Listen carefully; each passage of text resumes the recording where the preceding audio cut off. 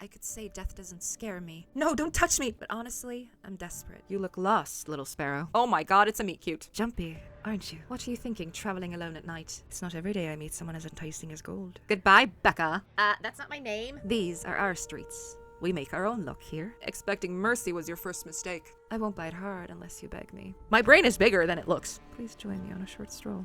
Oh, he's gonna eat me. I am lost. Maybe in a fun way? You think I stole your dinky little key? From all the way over here. All the hot people are friends? We got lucky. We're lucky to... Never mind. You can give me a reason to stop them. Give it back. Just rip my clothes off. Ta-da! It's not safe yet. The vultures can smell death. Hello. Fight back? How the f would we fight back? Miss me already? Yes! I mean, no! I mean, f you, dude. The end. Okay. No. No, yeah, I get it. No, yeah, I get it. Load. Bye, Becca. Still not my name. I don't care.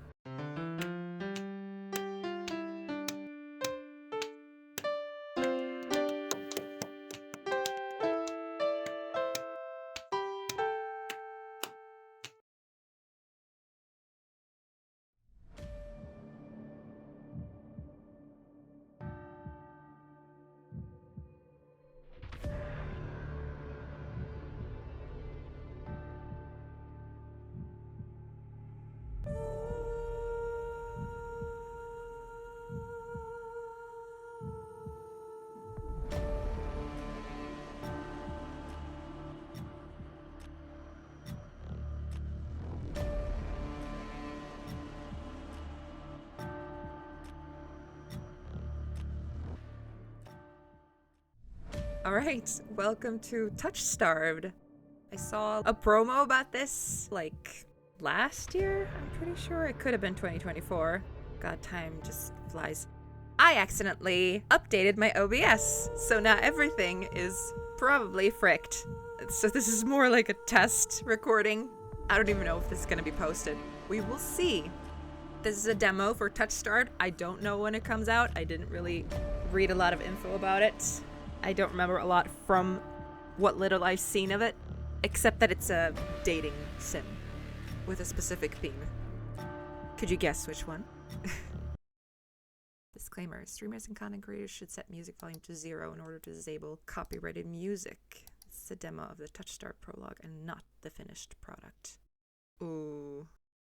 But the music is like the whole thing. Touchstarved is intended for an older audience. It contains mature content that includes, but is not limited to, horror, graphic violence, strong language, alcohol and drug references, injury, and dismemberment. Player discretion is advised. If you accept the content warning, please click to proceed. In Touchstarved, your choices matter. The decisions you make may result in unique dialogue, interactions, or even choices in red text, which contain exclusive content. Try playing through the demo more than once and choosing different options. You might even uncover a secret ending. And remember, there are no wrong choices, only interesting ones. Choose wisely and save often. Alright, you're speaking my language. Choose your pronouns. This world began to unravel long before you were born.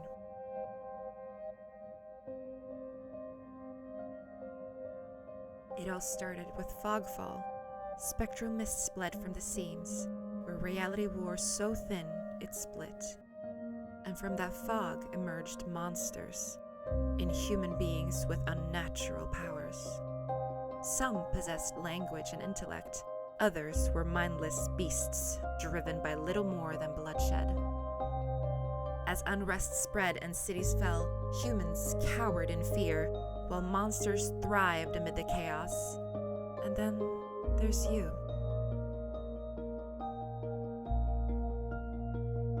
You don't know what you are, but one terrible truth is certain. You were born cursed, with hands that alter the minds of those you touch.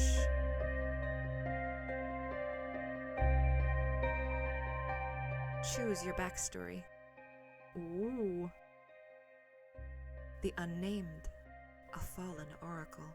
You were raised as an oracle in a remote temple. The priests claimed your touch bestowed enlightenment, but a visiting mage revealed your curse for what it is. Spurred on by the mage's word, you fled in search of the cenobium, You regularly experience unnatural premonitions that rattle your body and soul. An innate sixth sense gives you a heightened awareness of hidden supernatural presences. The exile, a solitary survivor. You were exiled to a life far from civilization. Your only kinship was with an elderly hermit who taught you how to survive in the wild. He lost his life in search of a cure for you, but left you with a final lead to pursue the cenobium. You're a seasoned survivalist, well-versed in deciphering soulless behaviors. You've gained fluency in various languages and an uncanny intuition for detecting danger. The exile, a solitary survivor. The alchemist, an abandoned mage. An exiled cenobium mage took you in as a child, raising you as her apprentice. She seemed to take pity on your curse, but you discovered that she was cultivating you as a test subject. You fled to the cenobium, seeking a cure. You're an experienced spellcaster with an encyclopedic knowledge of alchemy, spellcraft, and history. With a little observation, you could identify the subtle effects of magic. Ooh, these all seem so interesting. They all have a common red thread, which would be the cenobium. The oracle, I would feel, would be pretty, they wouldn't know a lot about the world. Premonitions. The exile, survivalist, basically. The alchemist has magic. Let's see. The exile is the only one. No. He lost his life in search of a cure for you. So I'm cursed no matter what in all three of these. So I have premonitions. And that's my curse. Well, in that case, I feel like maybe... between these two... You're an experienced spellcaster with an encyclopedic knowledge of alchemy, spellcraft, and history. With a little observation, you can identify the subtle effects of magic. You have an uncanny intuition for detecting danger. This world is, there's magic in the world, so maybe the alchemist? Yeah, this one. Confirm. Woo! Ooh, I love the art style. The colors are nice. The wasteland stretches as far as the eye can see. There's nothing out here but death, the ever-present stench of decay, and countless sun-bleached bones cast like seeds across the barren land. I could say death doesn't scare me, but honestly, I'm desperate. It's been 2 weeks since I joined a caravan bound across the wastes. Finding a group that would accept me was a trial in itself. I can hide my hands and deflect probing questions.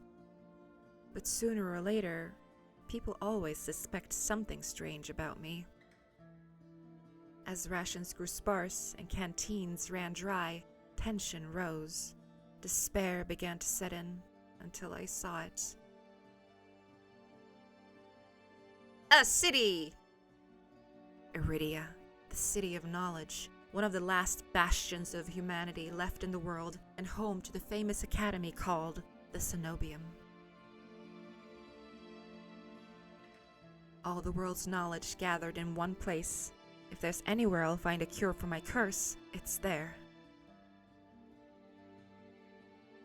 Okay. All that stands between me and a new life is a final stretch of salt-soaked wastes. Or so I think, until I see the first tendrils of fog snaking beneath the wagon.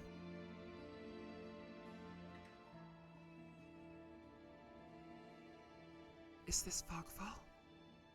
My stomach sinks at the very whisper of it. A silent storm more devastating than fire. Dangerous in cities, but a death sentence beyond them.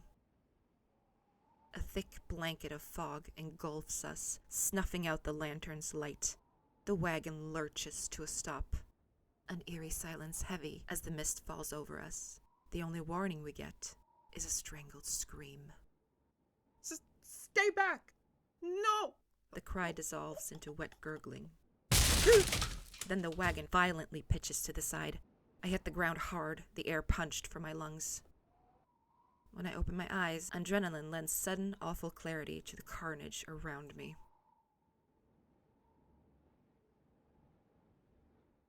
A trader I once shared bread with lies face down in the mud, their back reduced to long strips of torn muscle, gleaming gristle, and exposed bone.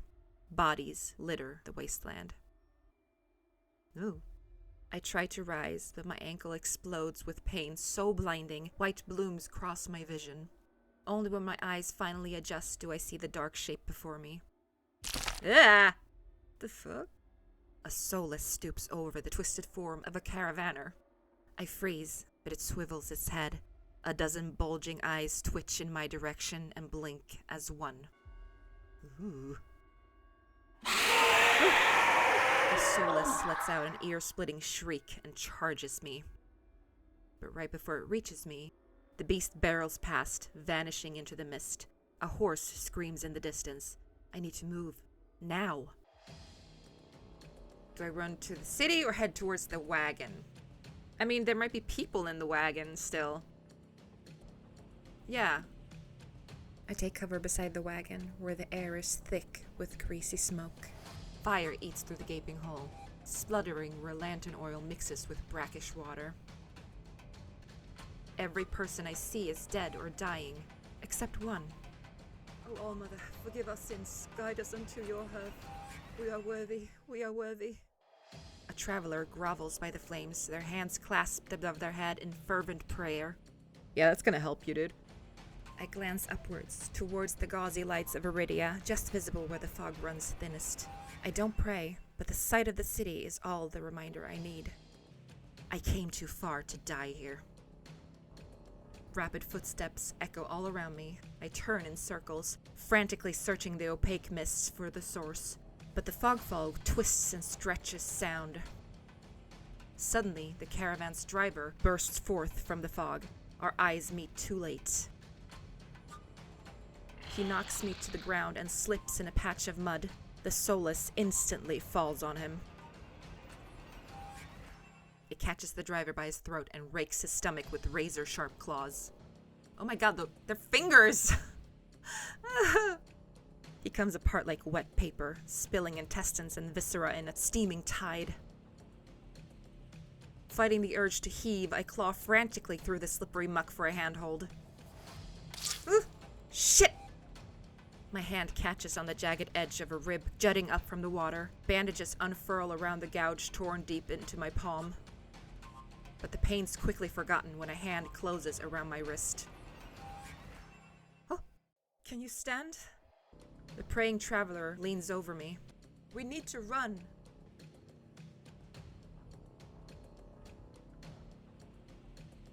No, don't touch me! The sensation of their thumb brushing the back of my hand sends a shiver down my spine. Whoa. All it takes is one touch, and in the space of a breath, my curse takes hold. Oh, All-Mother, forgive our sins, guide us unto your hearth. Oh, We are worthy, we are worthy. Their lips peel back into a deranged grin.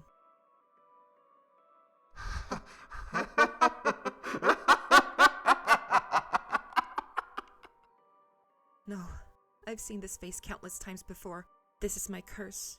Madness of my own making. Their grip of my hand tightens until pain radiates from my knuckles. Let me... Suddenly, clammy hands crush my throat, choking off my breath. Die! Die, die, die, die, die, die, die, die! Spit bubbles at the corners of their mouth and flecks my face. The edges of my vision darken as my lungs shriek for air. Scream for help or fight them up. Fight them off! My nails gouge deeper into the traveler's wrist, but no matter how much blood I draw, they don't flinch. Frick. The more I struggle, the tighter their grip grows. My pulse hammers in my ears, slowing with each thudding beat. This can't be happening. I'm going to die. And not because of the fogfall or the soulless, but because of my curse. Tears sting my eyes. No, not here. Not like this. But then their hands drop from my neck, leaving me wheezing for air. My lungs burn with each ragged cough. My vision clears, and the traveler's face takes shape, hovering inches from mine, lips still split in that macabre smile, even as blood seeps between their teeth. They give one last shuddering breath, then slump over, the claws hooked through their stomach. Thanks, bruh. The Solus shoves the body aside, its glowing eyes narrow as though grinning. Bro?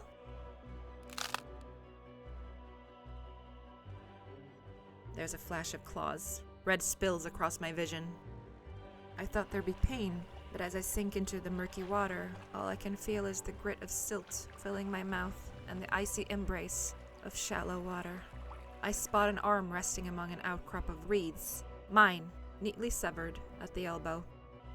It should have taken both arms. Without them, maybe I could have survived. Maybe I could have had a home. Instead, I'll die cold and alone in a desolate wasteland. A fitting end for a monstrosity like me.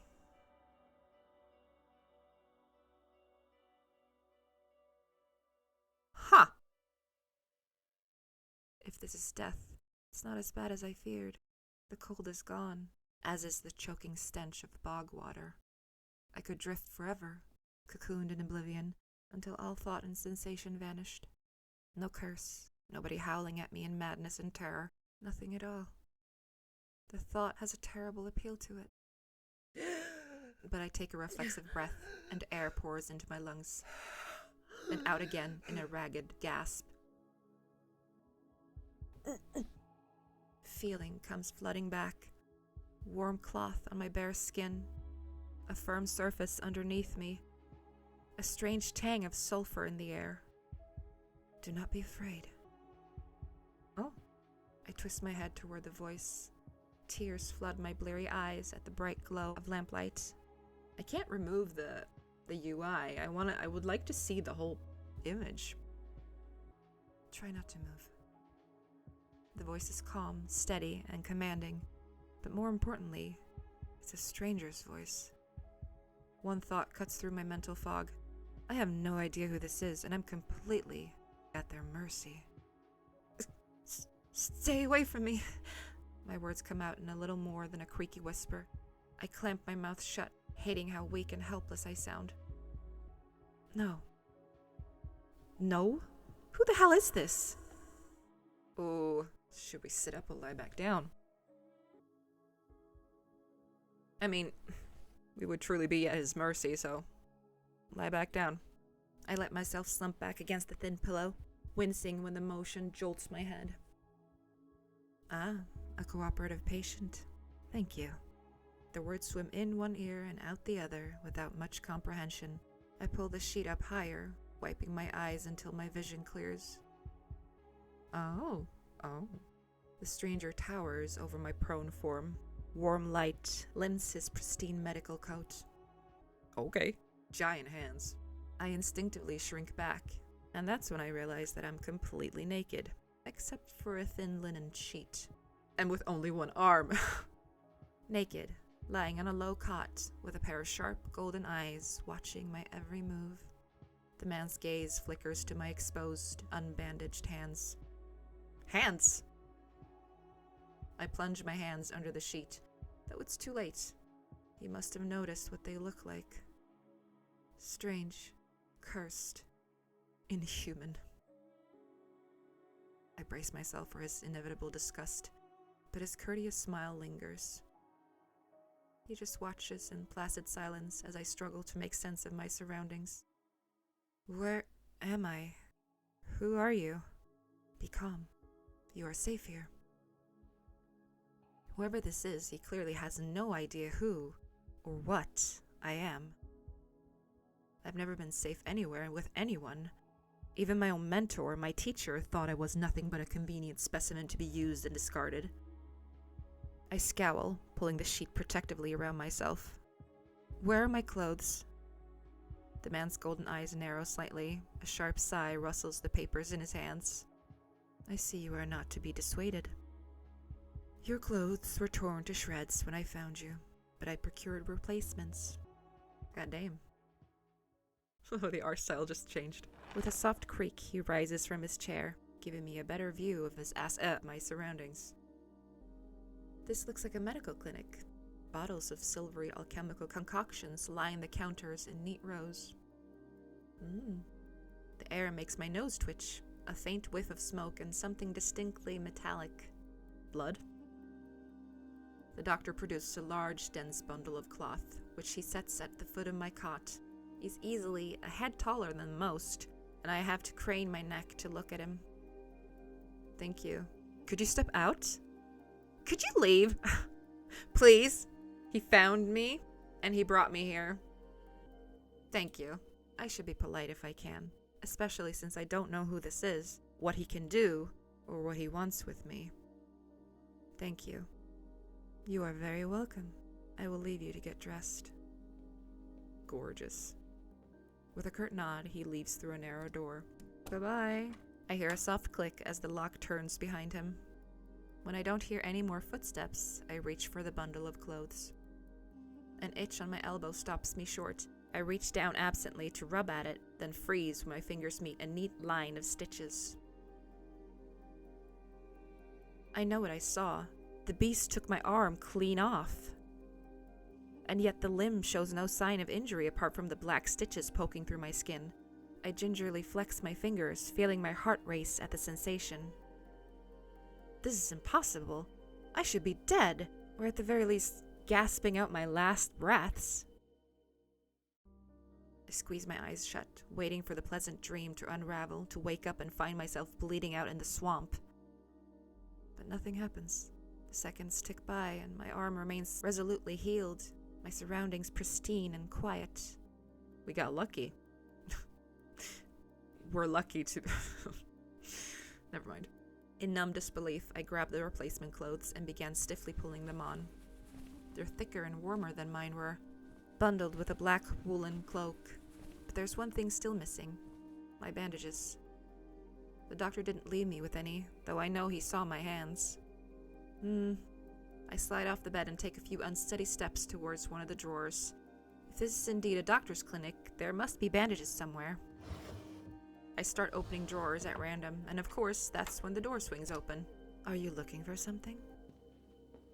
I whirl around, clutching a thick roll of clean bandages. I try to step back from him, but my legs bump up against the cot. Your caution is understandable, though if I meant you any harm, you would know. That doesn't make me feel better in the slightest, but he makes no move toward me, so I quickly wind the bandages around my hands. The glowing scars and mottled skin disappear under a layer of clean white cotton. Why don't you just wear gloves? May I ask why you need additional bandages? I can help if you tell me what ails you. I doubt it. Traveling to Eridia was a gamble born of desperation rather than hope. Nothing has come close to curing my curse. And yet, my left arm twitches, the arm that was severed before my very eyes. The doctor's unblinking gaze follows my every move. It's clear he won't drop this without some sort of answer. The bandages protect me, and they warn others to stay away. I've tried every way of covering my hands, and this works best. Most people avoid touching me as soon as they see the bandages. Oh, I see. An illness, then, or a less mundane affliction spread by contact. I flinch. He doesn't even sound surprised, and that's far too close to the truth for comfort. Decline to answer. You don't have to glare at him. Well, it's personal, and I don't really want to get into it. I have treated every affliction under the sun. I may have answers that you do not. An involuntary snort of laughter escapes me. Where would I even begin? Would he even believe me if I told him? I shake my head. I need to know more about this doctor before he figures me out. Who are you? You may call me Kurus. And where exactly am I? Eridia, which I assume was your caravan's destination. I can think of nowhere else for a group of travelers to go. Eridia, so I made it to the city of knowledge after all. I should feel relieved, but all I can manage is a vague sense of increasing unease. How did I end up here? I brought you to my clinic, of course. You were the only survivor from the caravan, barely clinging to life. You needed immediate treatment, which you provided. Yes. He says it so simply, as if I'm a small child and he's explaining basic addition to me. You see, 1 + 1 = 2. Huh, I see. I frown and flex the fingers on my recently healed arm. Aside from being a bit stiff, it feels fine, thoroughly attached to me. You're saying that you stitched my arm back on? Pardon? A Solus attacked the caravan. It ripped everyone to shreds. It tore my arm clean off. But when I woke up here, I spent my entire life learning from a cenobium mage, and I know of no alchemy or magic that could reattach a severed limb. Even if he somehow could heal me with magic, I should be able to detect traces of it, but I sense nothing out of the ordinary. The doctor, Curus, pinches the bridge of his nose. He sits back down in his chair, quiet for a long time. I do not know where you come from, but Eridia is the city of knowledge and deadly secrets alike. Information is power, and one should not give or receive it freely. Since you refuse to divulge your secrets, I will not divulge mine. I do not even know your name. You are new to Eridia, so I will overlook the specific breach of etiquette. Do not expect others to extend the same courtesy. Do you understand? He glances at my freshly bandaged hands. Loath though I am to admit it, he has a point. I am a complete stranger to him, yet he saved my life. I take a deep, steadying breath. This time when I speak, I sound a bit more like myself. Goose. My name is Goose. It is a pleasure to meet you, Goose. There's a little more warmth in his smile, his polite demeanor back in an instant. Thank you for saving me. We already said thank you, so why? What was he doing out there? If there's anything I've learned, it's that everybody wants something. With the world in such peril, no one reaches out a hand without expecting something in return. Can I ask why you saved my life? You don't know me. The question seemed to startle Curus. I could hardly leave you to die in the wastes. Assisting those in need is the very essence of a doctor's duty. I've never met a doctor who also handed out free clothes. My fingers find the edge of the cloak. There's a subtle but delicately embroidered pattern around them. I try not to think about what price Curus might demand for such well-made clothes. No, I suppose not. Forgive my presumption. I rarely come across such a fascinating patient. I blink. What did he just say? I simply meant that few would cling to life so resolutely or brave such a perilous journey to Eridia. I could not help being curious about you, Goose. I think you're full of shit, Curus. His voice dips to a soft murmur, and he abruptly looks away from me. You're pretty curious yourself. I don't know what to say to that. You're pretty curious yourself. Am I? Well, I haven't forgotten about my arm. I wiggle my intact fingers at him. Clearly not. But you haven't asked me for any payment either. I require none from you. Travelers do not have an abundance of coin, and leaving you destitute in a strange place would be unethical. I fall silent, unsure of what to say. Nobody would help a horror like me for free. There has to be some kind of catch or trick, right? Ooh. A loud knock at the front door stops our conversation cold and spares me from having to say anything else.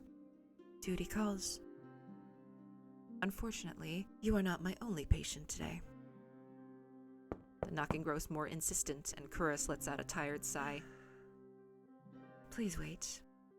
Though he says it quietly, the clamor on the other side of the door abruptly stops. Do you need anything before you leave, Goose? Oh, I'm leaving? Okay. Oh. Between the soulless attack and my miraculous survival, I'd almost forgotten why I came to Eridia in the first place. I need directions to the cenobium. The cenobium? Oh. The look on his face is downright chilling. He pauses, choosing his words with cold deliberation when he speaks again. Whatever you seek, it is very unlikely you will find it there. The cenobium's gates open for precious few visitors, and even if they open for you, you would not like what you found inside. My heart sinks. Is he saying that I came all this way for nothing? Risked life and limb for nothing? No, that can't be. I've only just arrived, and Eridia is the largest city still standing. There has to be a cure for me here. Then if not the cenobium, where would you suggest? Do you know anyone else in Eridia? Sure, so many people. I shake my head. Of course not, dude. Then I suggest a local guide. Head to the Wet Wick and ask for Leander, the leader of the Adderstone. Excuse me? The wet what? The wet lick? The Wet Wick. A wick. Right. That makes more sense. He sounds deeply unamused. Follow the Adderstone postings. They are difficult to miss. When you meet Leander, tell him I sent you. Curus sent me. Right. Okay. That isn't much to go on, but Curse points towards the back door. Now please, get the fuck out. You'll be safe so long as you do not draw attention to yourself. That's easier said than done. I've always been a magnet for the worst sort of attention. If you require my assistance, you may return whenever you wish. Okay. He didn't take some of our blood, did he? Though he's smiling, there's a note of finality in his voice. Resigned to my dismissal, I slip out the back door. I find myself standing in a narrow and rather gloomy alley. I pull the new cloak up over my nose, stepping over the contents of emptied chamber pots. Ugh. Something weighs heavily inside one of the cloak's pockets. My coin purse. Every last coin that I'd scraped together for the journey to Eridia is still inside. The purse doesn't even look like it was opened. There were so few coins to begin with, they probably weren't worth stealing. I glanced back at the clinic's closed door. Curus didn't take any payment. He didn't even ask for a future favor. But he also said that in Eridia, secrets are power. Does he expect me to give up mine at some point? That's not exactly a comforting thought. Still, no matter why he did it, Curus gave me a second chance and a lead on where I might find help. I'd better get going before he changes his mind. I squeeze out of the alley and into the crowded main street. The line outside Curus' clinic stretches down the road. Two thin peddlers queue alongside weathered elders. If any place is in desperate need of a free clinic, it's this one. The cobblestones are treacherously rough under my feet, deep grooves worn between them by regular flooding and decades of hard use. I knew Eridia was a river city, but I didn't expect it to look so eroded. The buildings are tired and dilapidated, all crammed together in narrow streets. A child darts by, clutching something greasy wrapped in paper. The smell of fried food drifts over to me, and my stomach gives a faint gurgle. Okay, calm down. This morning's catch, fried up, hot and fresh. Not too many eyeballs today. Ew. That sounds disgusting. But I'm starving, so I duck my head under the stall's grubby awning. A large fish leers up at me, its three bulging eyes still visible through the thick layer of crispy batter. The vendor gives me a gap-toothed grin. What's the cheapest thing you've got? The vendor points at a metal basket of what looks like long strips of savory fried dough. Fresh long lads, 3 copper apiece. Don't burn your mouth. I take the coins out, counting them gingerly. At this rate, I might not even be able to afford dinner. Reluctantly, I drop the payment on the counter and take my meal. 2 streets later, I pass under a wrought iron archway adorned with dangling garlands of red and pink lilies. Oh, things don't look as dilapidated here. Middle-class district? The buildings in this quarter are a dizzying riot of color, painted walls, and tinted glass everywhere I look. Sheer red and pink curtains flutter in open doorways. Musical voices call out invitingly. Incense mingles with the pungent scent of flowers, barely covering the salt and musk of warm bodies. This must be Eridia's entertainment district. I'm polishing off my food and dusting the crumbs from my hands when I spot a poster. Where? It features the silhouette of a smiling man wearing a single dagger-like earring and the words, "The Adderstone," printed above his head. I don't see that poster. I pause before the poster. What a curious choice of a name. A semi-precious mineral that draws out poison. If Leander is the leader of the Adderstone, then the face painted on the poster is likely his. I follow the line of identical posters around a corner and nearly hit my head on a precariously dangling wooden sign. Looking up, faded orange letters read, "The Wet Wick." The facade of the building looks like it's seen better days, but I hear faint music and laughter coming from inside. Let's go in. Oh my. It's not even midday, yet the wick is packed. Wow, this volume would give me anxiety. A loose collection of Iridians crowd the bar, taking up the tables and gathering in the spaces between. They speak amongst each other in hushed voices, their faces drawn and grave. A cursory glance doesn't turn up anyone with a dagger-shaped earring, and I'm considering searching the bar when a loud voice carries across the room. Now, I'm no prior or curator, not much for paperwork or pencil pushing. And honestly, I don't even think those robes come in my size. I crane my neck, but the crowd is too dense for me to see the speaker.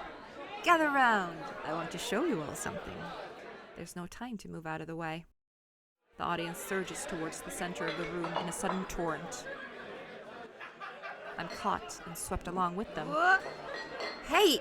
The clatter of falling chairs and tables being shoved aside drowns out my complaints. I thrash and throw out my elbows as heavy bodies press into mine. My hip knocks into a table. I grip it, holding on tight to steady myself, but the crowd has stilled. A pair of gilded boots stride across the tabletop. Okay. If you want nothing but guidelines and practical policies and needless bureaucracy, you know where to go. Okay. I drag my eyes upward. Oh my. A man towers on the table in front of me, arms spread as he addresses his rapt audience. But I'm not going to wait for a word from on high. His impassioned words provoke nods and excited whispers. But nothing is as captivating as his brilliant smile.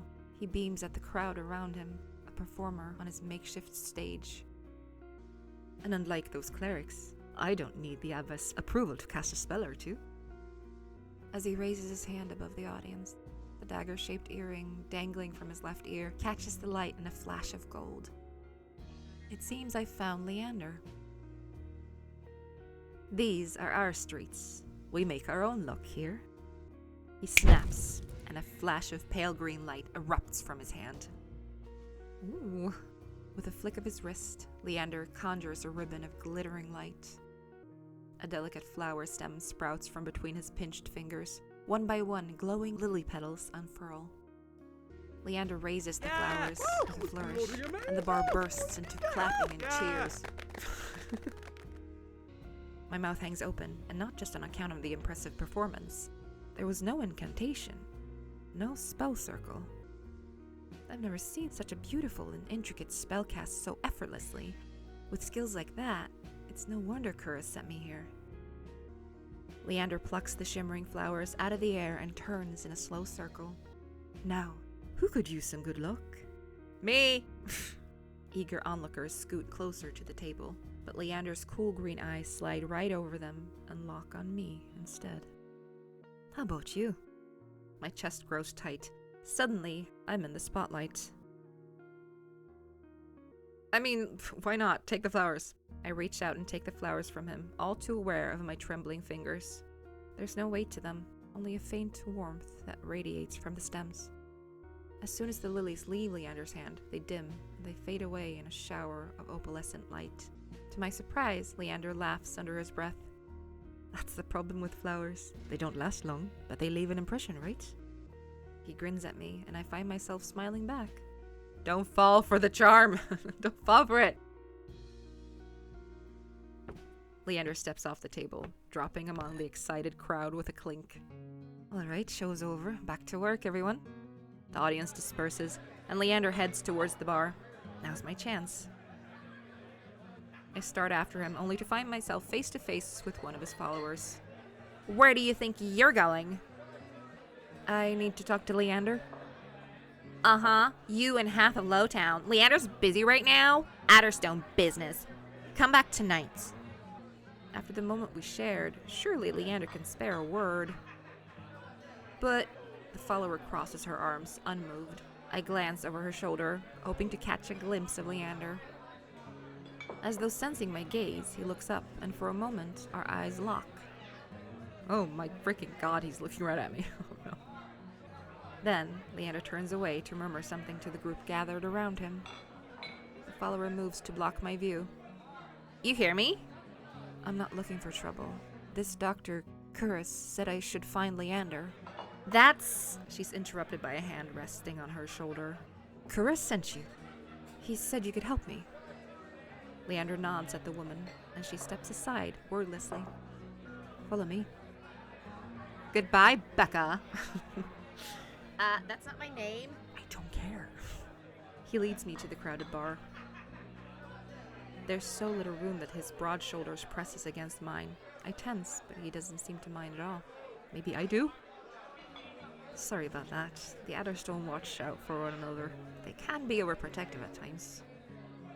Lesson learned. Leander flashes me a broad grin.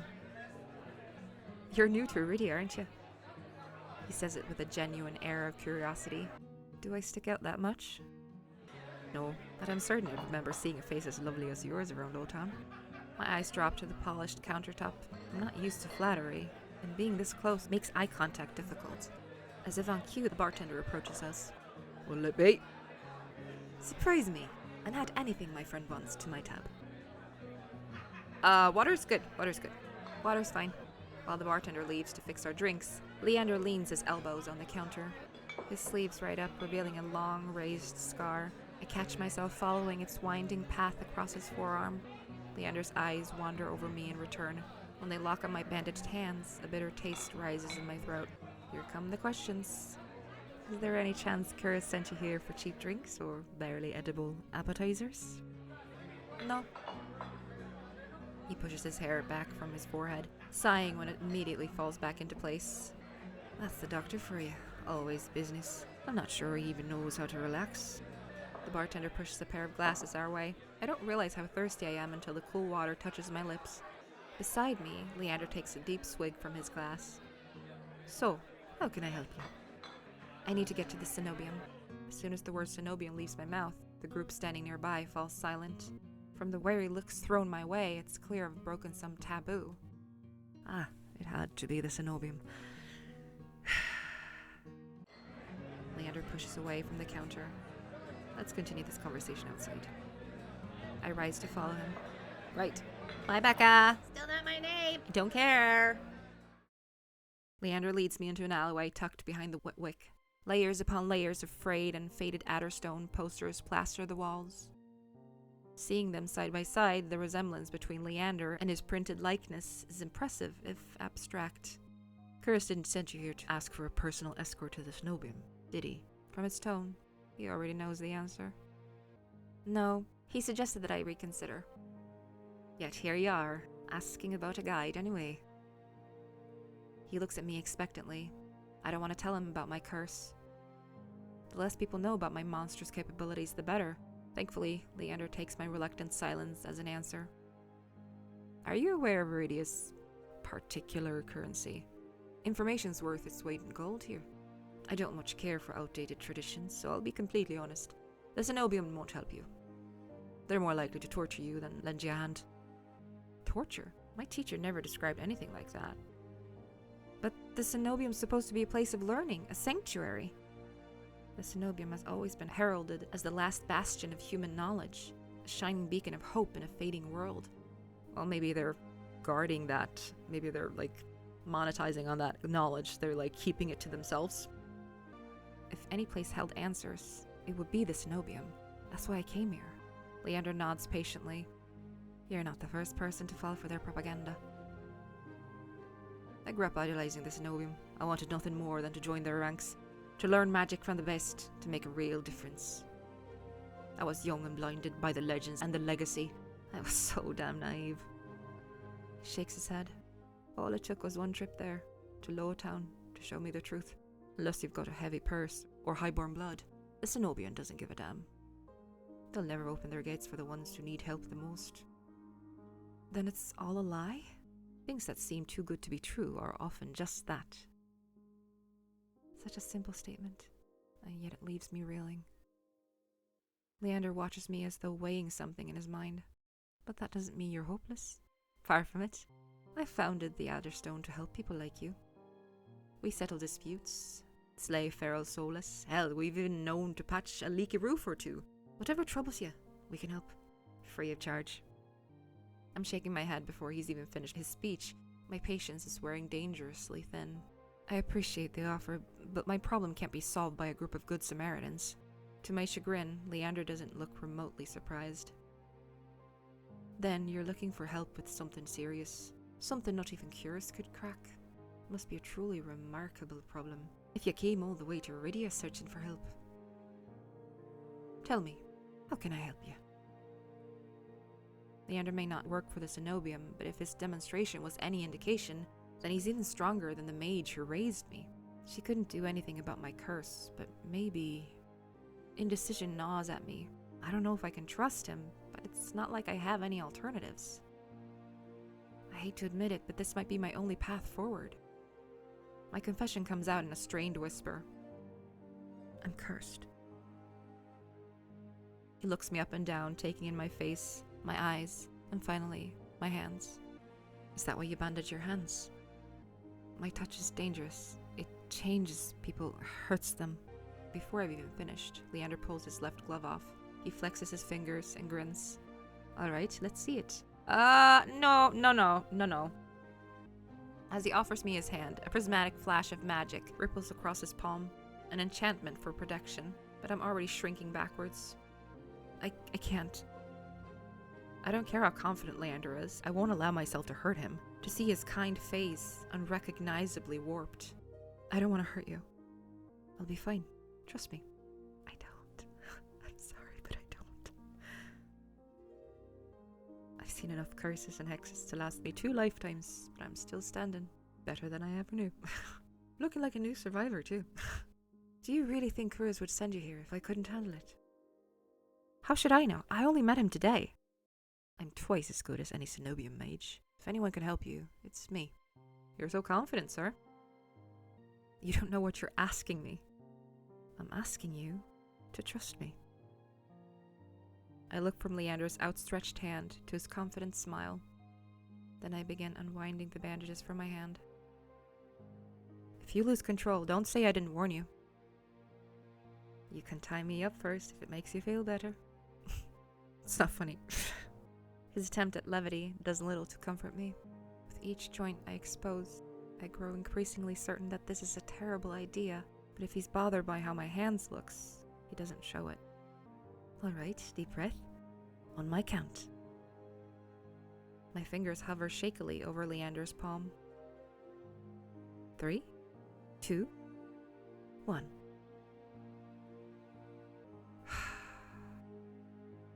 He literally asked for it. Touch him.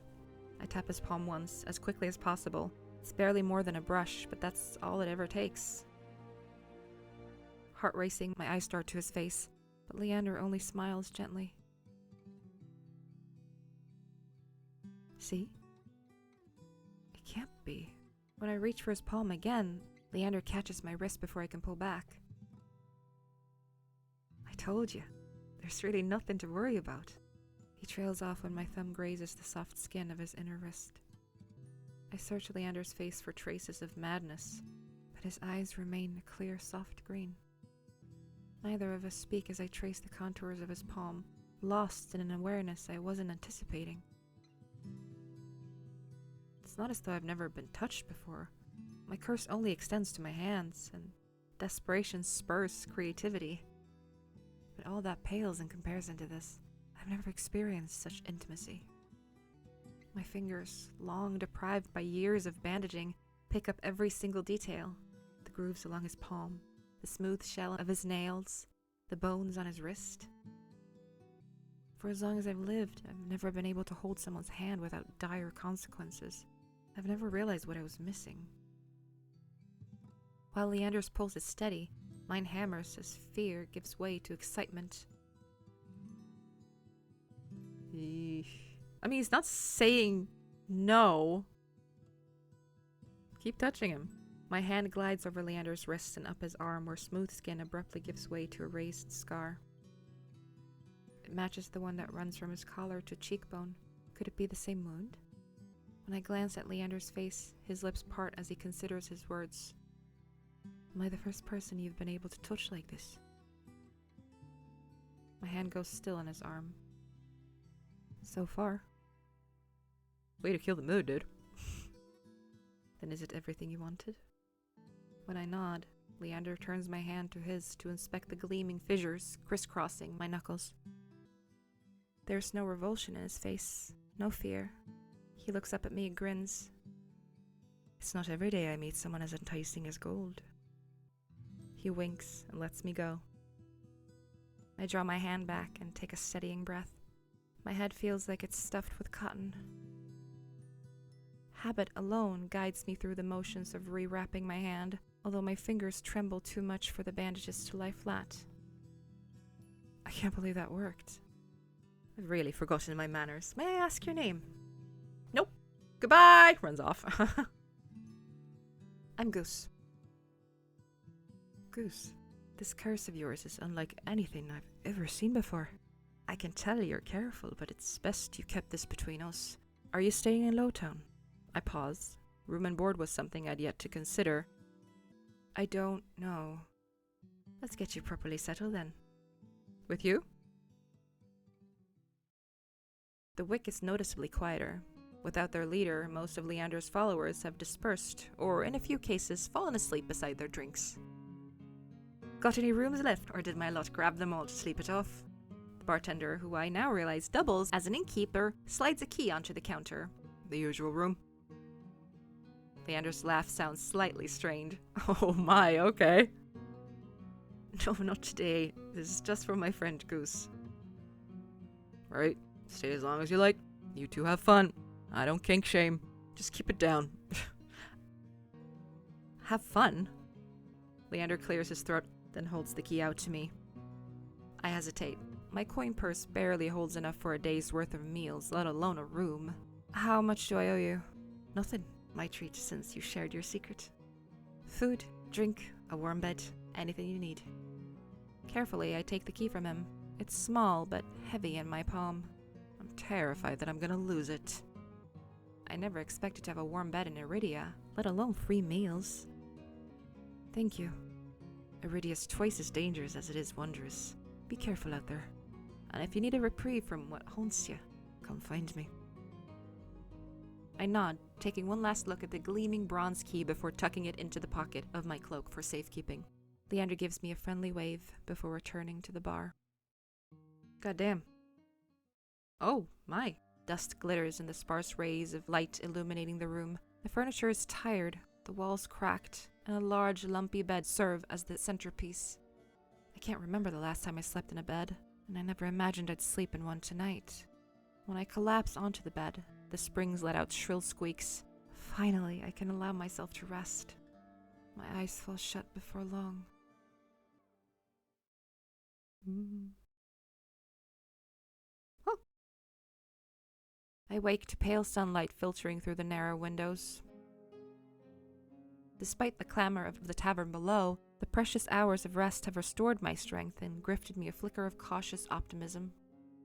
If I play my cards right, today could be the day I get closer to finding a cure. I quickly head out of the wet wick. Oh wow. The air clings, sodden and heavy with the lingering scent of rain. Without the afternoon crowd, the district looks barren and bleak. In the middle of the street, a pair of crows quibble over stale bread crusts. I pause, watching them while I consider my next move.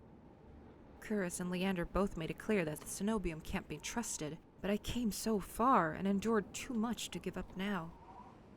I need to see the cenobium for myself, if only to satisfy my curiosity. Surely someone in the bar can point me in the right direction. I'm about to turn back when a shadow passes over me. A cloud, I think, until a puff of hot breath tickles the back of my neck. The shadow trickles down the street in rivulets. Formless dark spreads like ink onto blotted shapes. Claws stretch. A muzzle splits open to reveal long, jagged teeth.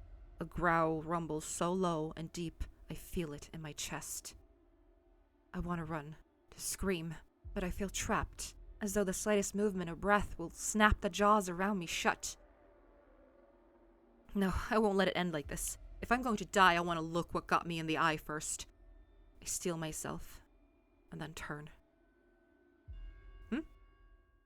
The shadow vanishes as quickly as it came, and I'm left standing in the middle of the street, alone save for a figure reclining in the shade of a nearby stoop.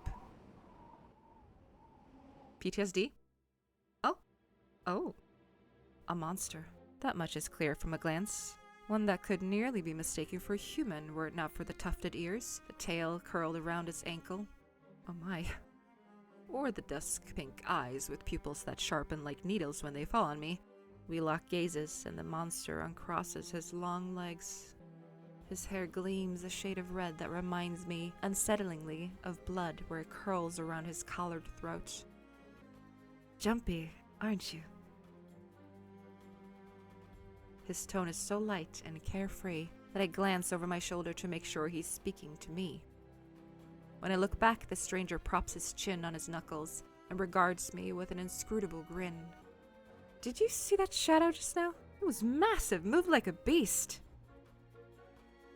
Even as I speak, I'm aware of how ridiculous I must sound, but the stranger's smile doesn't falter. The only beasts I've seen are the Wick's drooling regulars. Though, this did catch my eye. You son of a... With a flick of his wrist, my in-room key dangles from his finger. It turns on his chain, glittering when it catches the light. Oh my freaking god. I just realized what he actually looks like. Give it back. My hands fly to my cloak's pockets and, sure enough, find them flat. I knew I was gonna lose them. He crooks his finger, beckoning. I've already taken 2 steps forward before some stifled instinct stops me. Something feels wrong. I'm still on the edge, thrumming with so much adrenaline that the stranger's shadow flickers at the edge of my vision. I always seem to attract the worst kind of attention, but I can't get rattled now. Who said that's my key? Who said that's mine? He smiles wide enough to reveal sharp fangs. I saw you drop it. You really should be more careful. City like this, somebody might take advantage. A bald-faced lie said without a hint of irony. I didn't drop my key, and I didn't sense any magic either. He must have stolen it somehow. Sticky fingers. This is karma. I approach the monster, careful to keep them an arm's length away. He doesn't look dangerous, but the most deadly ones never do. The stranger's chain softly clinks with the tilt of his head. His ears flick. Keeping your distance? I'd be stupid to trust you. You think I stole your dinky little key? From all the way over here. He gives an exaggerated sigh. I'm good with my hands, but not that good. Do I really look like a common thief to you? Common? Absolutely not. He's got me there. The sheer fabric of his sleeves alone would be too expensive for most street thieves. Hell, his shoes look like they cost more than I spent traveling here. And then there's the shop behind him. No matter the city, parted pink curtains only ever mean one thing. I'm not looking to buy, and I doubt I could afford your services anyway. Luckily for you, I don't charge. Wow. How often do you get tested? The man runs the tip of his tongue over a fang, and for the first time since I stepped into that shadow, I feel something other than dread. Annoyance. My face grows hot with annoyance. I didn't mean to assume. I'm flattered, really. Did you think you could pay to pet my ears? Can I do it for free? I just need my key back. Ask nicely, and I might even let you tug my tail. Just throw it over here. So some spindly little street urchin can snatch it and run. There's nobody here. There's nobody else here, dude. He raises my key and tilts his head so he can watch it dangle back and forth. I suppose I could just claim your room for myself. Not that I'd be caught dead slumming in the Wick with the rest of those slack-jawed imbeciles. You're obviously not from around here, so tell me, traveler, what misfortune brought you to this wretched place? His voice practically drips with derision. The frick does that mean, derision? I feel like I know what that means. Derision. Derision is the act of treating someone or something with contempt, scorn, or ridicule, typically manifesting through mocking laughter, jeers, or insulting remarks. It signifies a strong belief that a person or idea is ridiculous, worthless, or unworthy of serious consideration. Okay, Mr. Rich Britches. I'm not telling you anything. What could have possibly drawn you to this dreary little pig pen, I wonder? He listlessly watches the arc of my key swinging round his finger. The weather's shit, the food's drack, and there's entirely too many monsters for a human to feel safe. Unless... Dagger's sharp eyes flick towards me. They gleam bright with amusement. Unless you're just dying to consort with monsters.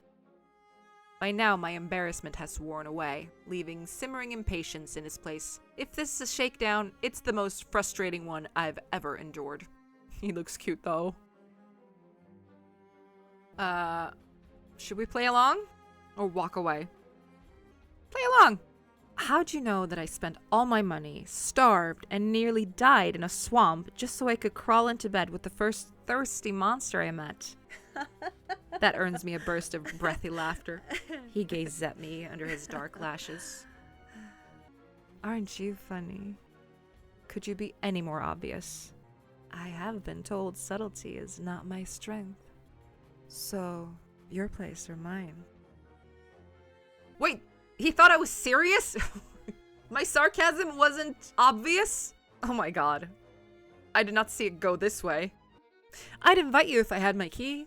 If only I had my key, I might be able to invite you up.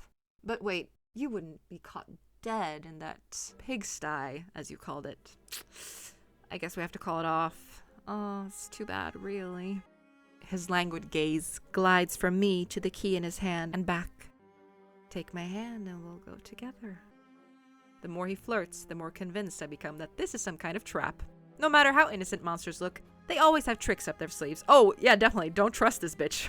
Absolutely not. He's gonna rip our throats out the second he gets a chance. And something tells me that this one's more dangerous than he lets on. Even if he has a lovely laugh. Why, thank you. I don't know what you want or why you're messing with me, but I'm not coming any closer until I know you aren't going to attack me. Or bite. Unless you ask nicely. I won't bite hard unless you beg me. That is so... same mind. No matter what I say, he finds a way to twist my words into an innuendo. Yeah, same minds. Even when I'm silent, he goes on as though we're having a conversation, not a standoff. Do you like dancing? There's a traveling troupe performing in Hightown tonight. Their lutist is utterly exquisite. Truly a performance to die for. There's life in this dreadful place if you know where to look and have the coin to spend. You sound like you know the city well. The monster's gaze flickers from me to the key hanging from his finger. He's getting bored with the key. He's like, I'm so done with this bit. Ugh. Naturally, this dump was little more than a miserable little smear on a map when I first arrived. Are you saying you made it what it is now? Wow, you did a really bad job. Hightown, Lowtown. I know Eridia like the back of my hand. Yeah, I'm sure you do. What about the cenobium? Do you know where that is? His smile vanishes. Surely you've seen it. That absurdly large tower looming over the rest. It's a little hard to miss. He must mean that spire I noticed when I first caught sight of Eridia. The cenobium's overrated. Forget about it. I can show you things those stuffy boars in their limp-dick tower couldn't even dream of. What do you say? How about the two of us have a little adventure? I've already got plans, thank you. Oh? Have you some pressing matters at the cenobium? Lunch dates with librarians? Tea time with the most esteemed abbess? That's my business. What's the matter to you? I square my shoulders and the amusement bleeds out of him. Your loss. The stranger, finally bored of his own tedious game, extends his hand toward me. The key rests on his palm, neatly dividing skin and leather. When he makes no other move, I reach for the key, but as soon as my fingers graze smooth brass, his hand springs shut around my elbow. Hey! He yanks me down and I stagger, my shoes slipping on the steps. For a sick moment, I fear my bandages will unravel under his touch, but he's careful not to disturb them, even as he grips my arm. Oh. I knew I smelled blood. You reek of the road and death. And that fucking doctor. His voice, once silken, lowers to a smoky growl. The shadows around him seethe and boil. And something else. He murmurs against my throat, nose grazing my jaw. His breath trails down my neck, sending a thrill of dread through me. His wide, flat eyes gleam with naked hunger as he gazes at me. Oh, he is gonna eat me, and not in the fun way. Let go! Just when I fear he'll bite, his grip loosens, and his eyes widen with awe. It seems I underestimated you. You're... Very. The stranger's ears flatten, and he releases me with a short breath. I yank my arm back, massaging my bandages. He twists around to see a woman duck out from the curtains behind him. Her cenobium uniform is nearly identical to the one my mentor kept tucked away in her closet. I leave you for all of what, 10 minutes, and you're making trouble again? Will you quit harassing the tourists? The stranger, very I take it, rolls his eyes and flashes the cleric a withering smile. So suspicious. Can't you see this is a friend of mine? A natural liar. He grins at me and his tail swishes coyly. The woman purses her lips at me, clearly unconvinced. I open my mouth to correct him, but Very cuts in. I was graciously offering my dear friend some free advice. Though his voice remains light and cheerful, his expression darkens. Danger is drawn to you like a moth to flame. It will always find you, given time. The woman clucks her tongue as though she's heard this recital 102 times. Word to the wise, don't take free advice from lazy foxes lounging in the streets. This crook would sell water to a drowning man for the sheer enjoyment of it. She shrugs off a wilting look from Very. Oh, please. Any friend of yours knows it's true. Now hold still. Very rises gracefully at her approach. He pushes his hair aside so it drapes over one shoulder, exposing the long line of his neck. And suddenly, it dawns on me that the jingling I heard earlier wasn't coming from his harness, but a heavy iron chain wound around a hitching post and padlocked to the back of his collar.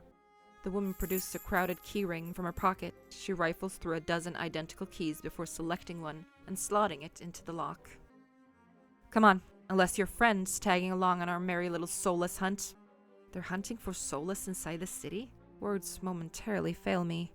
The cleric regards me with a polite, if tight, smile before marching down the stairs. Very lingers. He stretches his arms over his head with a yawn, and I try not to stare at the way his stomach flattens when he arches his back. Your little secret's safe with me. Try not to get yourself killed, hmm? Goodbye. Very hops off the stoop and bounds after the woman. His tail sways merrily, as though he hadn't just lied and threatened me. Did you try that thing I mentioned? Loventhian knot? That the one where you take 3 fingers and... Actually, don't tell me. Knowing you, it's probably disgusting. Various airy laughter echoes down the street. It's only after he and the cleric have vanished from sight that I realize I'm still missing something. Wait! Reflexively, I shove my hands into my pockets and find it. The room key. I raise it to the light. Sure enough, it's my key, but the realization is hardly comforting. I don't know what Very's game was, or what he wanted from me. All I know for certain is that the cenobium saw fit to leash him. A fate I could share, if that's what his vague warning meant. I let my eyes drift skyward, past the lanterns gently swaying in the breeze to the cenobium, faintly visible through the haze. Just one glimpse is all I need, then I can put this all behind me. This time, the key goes into my coin purse for safekeeping.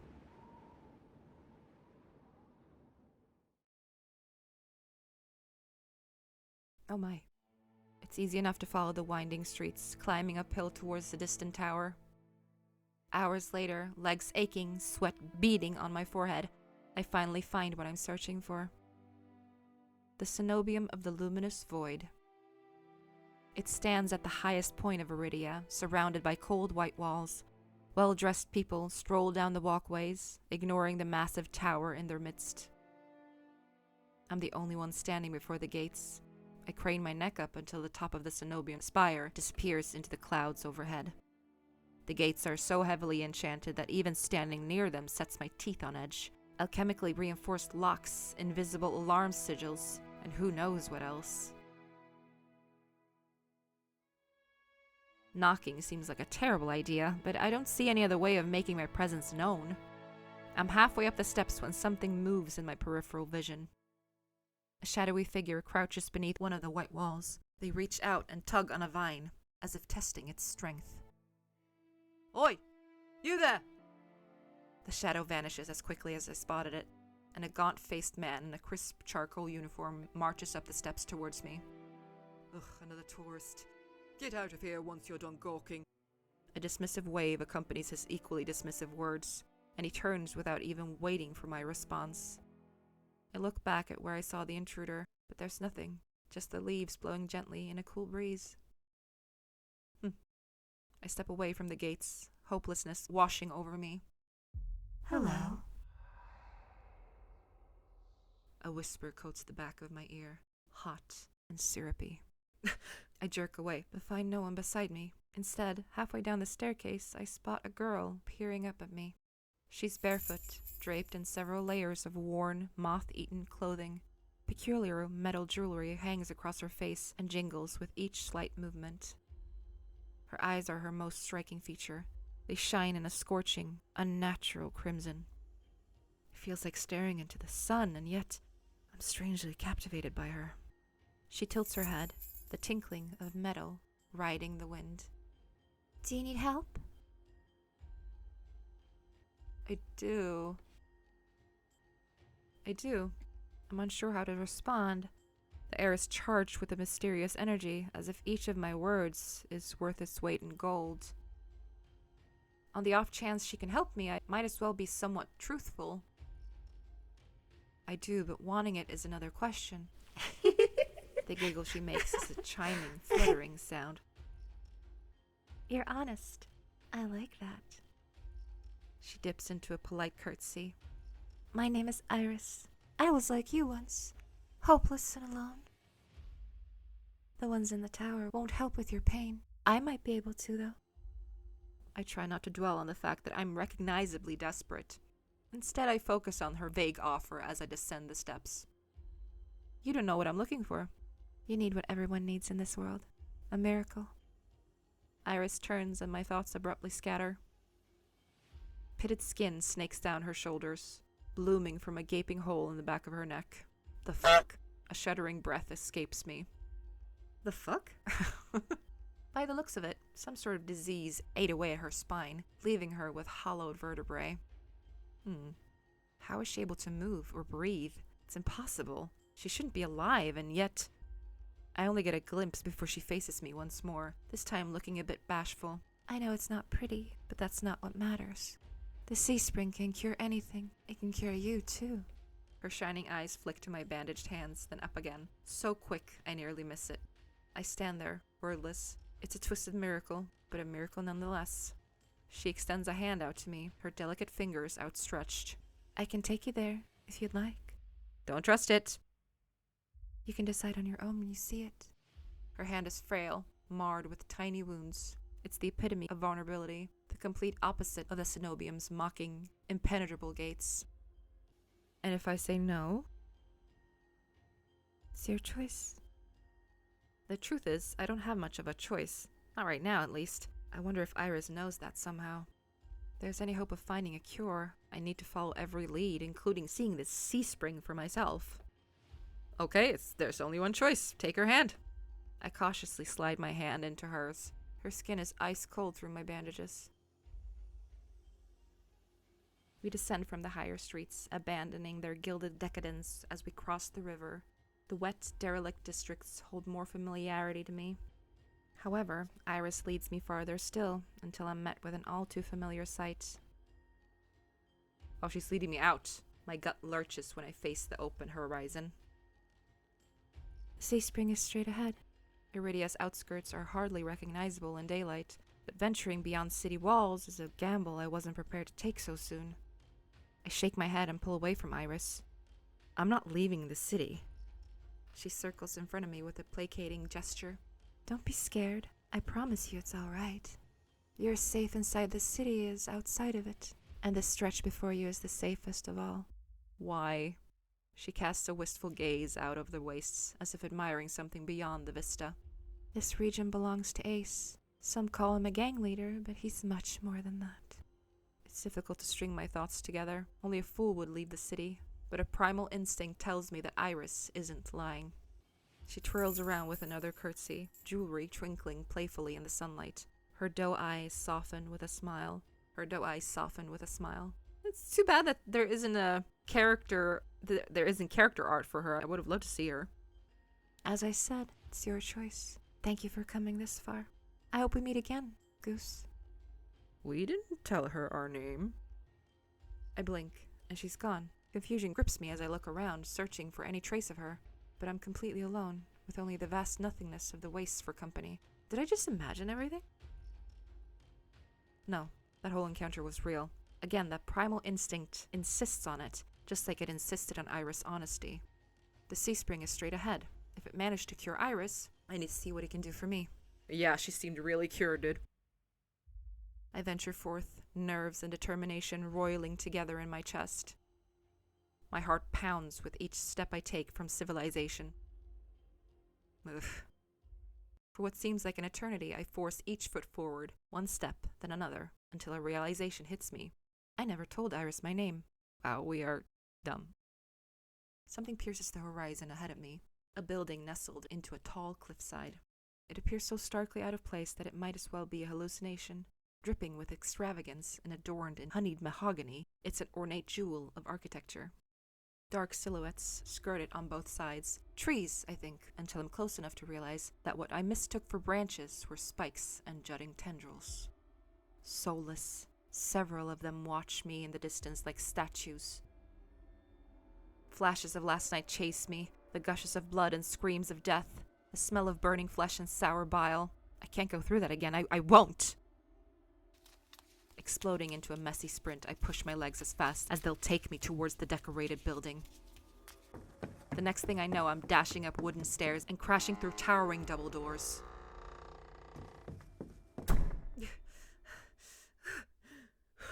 My lungs burn from exertion.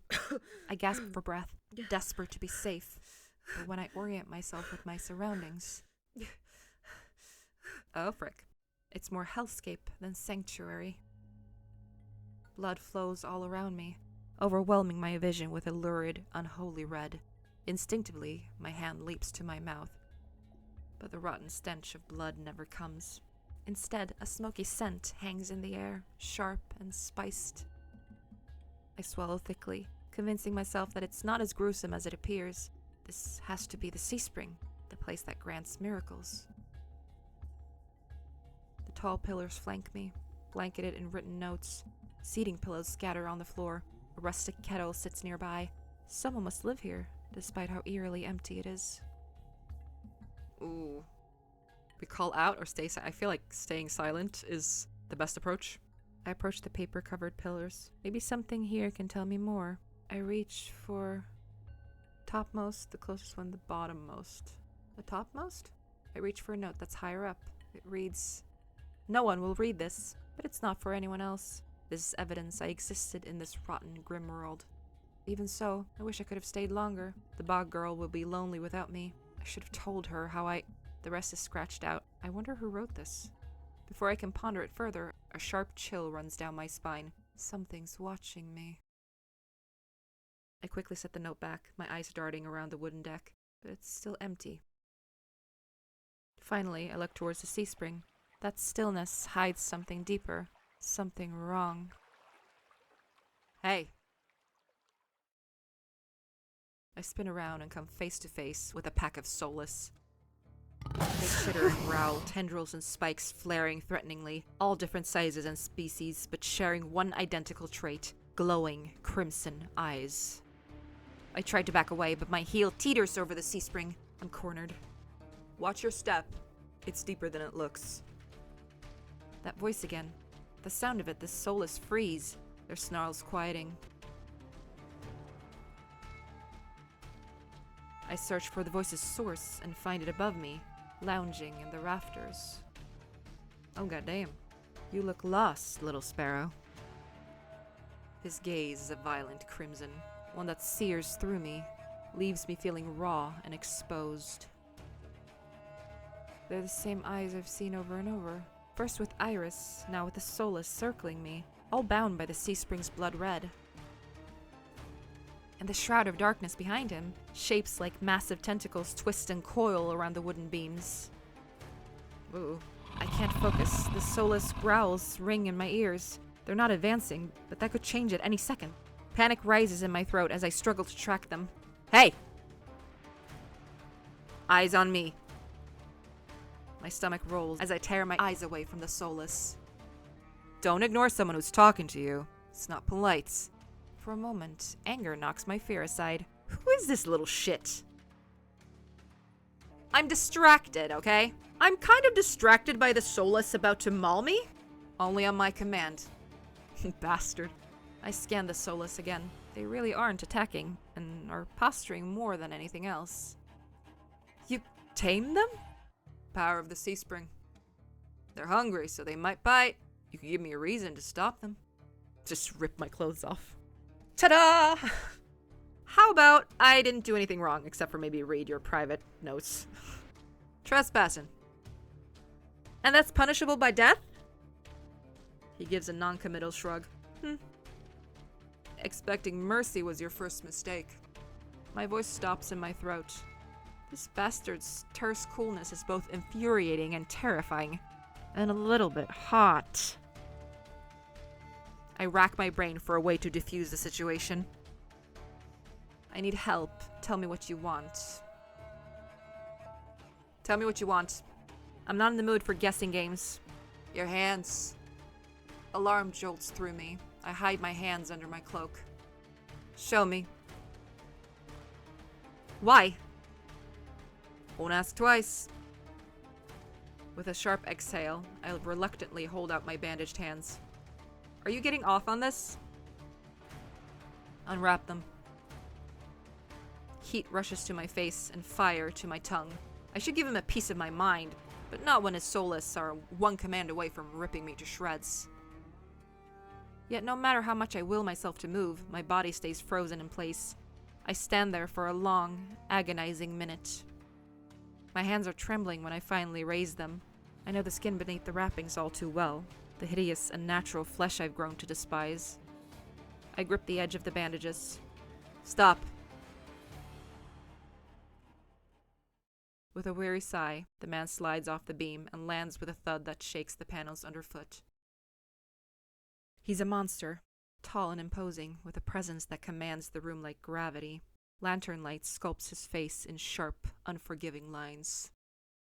Subtle clinks of metal accompany each of his footsteps. The closer he gets to me, the faster my heart hitches. What does he want? Is he going to kill me? I step backwards and find nothing to set my foot on. I'd forgotten my back was to the sea spring. I fall, right before a warm hand catches my lower back. I'm hovering above the sea spring, the scent of smoke and leather enveloping me. Blazing eyes bore into mine. Mild interest, or curiosity. Told you to watch your step. I'm too stunned to muster a response. Like I weigh nothing, he guides me back to solid ground. Following a subtle gesture from his fingers, the soulless around us disperse and relax. The shift in their demeanor is so abrupt, it gives me whiplash. The enormous tentacles are no longer in the rafters, though now I doubt I ever saw them at all. Either way, I let out a breath of relief. Thanks. As focused on me as he was before, the monster pays no attention to me now. He kicks some seating pillows out of the walkways, checks the contents of the kettle with a scowl. The sudden disregard is almost insulting. So that's it? I'm not a threat anymore? Never were one. Then why'd you threaten me? People get honest when they're afraid. In other words, he was messing with me. I drag a hand over my face, exhausted by the fact that this is the second time a monster has provoked me today. You're Ace, aren't you? Depends who's asking. One of your friends told me this was your territory. She also said you were a gang leader. But there's no one else here. I thought there'd be more people. Ace picks up the kettle, walks to the edge of the sea spring, and dumps the contents onto the endless red. They took a walk. His pleasant smile stretches ear to ear. Then, in an instant, it drops. I get the sense that I shouldn't ask about that again. What do you need the sea spring's power for? Depends. Can it cure a curse? Probably. You mean you don't know? Nope. He shakes out the empty kettle and starts collecting stray cups, tidying up. My frustration builds. I narrow my eyes at him in a questioning glare. When he notices, he returns it with an amused smirk. Are you being irritating on purpose? Yeah, totally. Listen, Sparrow. The sea spring can cure anything. Nothing's stopping you from trying it yourself. What do I have to do? Drink. I have to drink from the sea spring? Do you pee in the sea spring?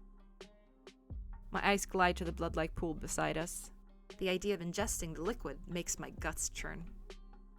It's not as if I'm averse to elixirs or decoctions. I've made my fair share of them, but one misstep and you can easily meet with a fate worse than death.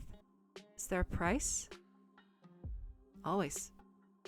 Ace taps his temple with a finger. You lose it a little bit. That's it? Might have already beat it to the punch. My humor earns me an amused, fanged grin. This is a little different. When you drink from the sea spring, you forget who you are. Your mind combines with everyone who ever drank before. Humans, monsters, soulless, one big happy family in your head. So you're like joining like what's the word for it? Like a mushroom type of hive mind. Am I making any sense? Probably not. My blood runs cold. I've heard of these before. Group minds. Some legends suggest that independent minds can be physically linked together through a strong enough catalyst. It's never been done before. But something tells me this is real, even if one thing doesn't add up.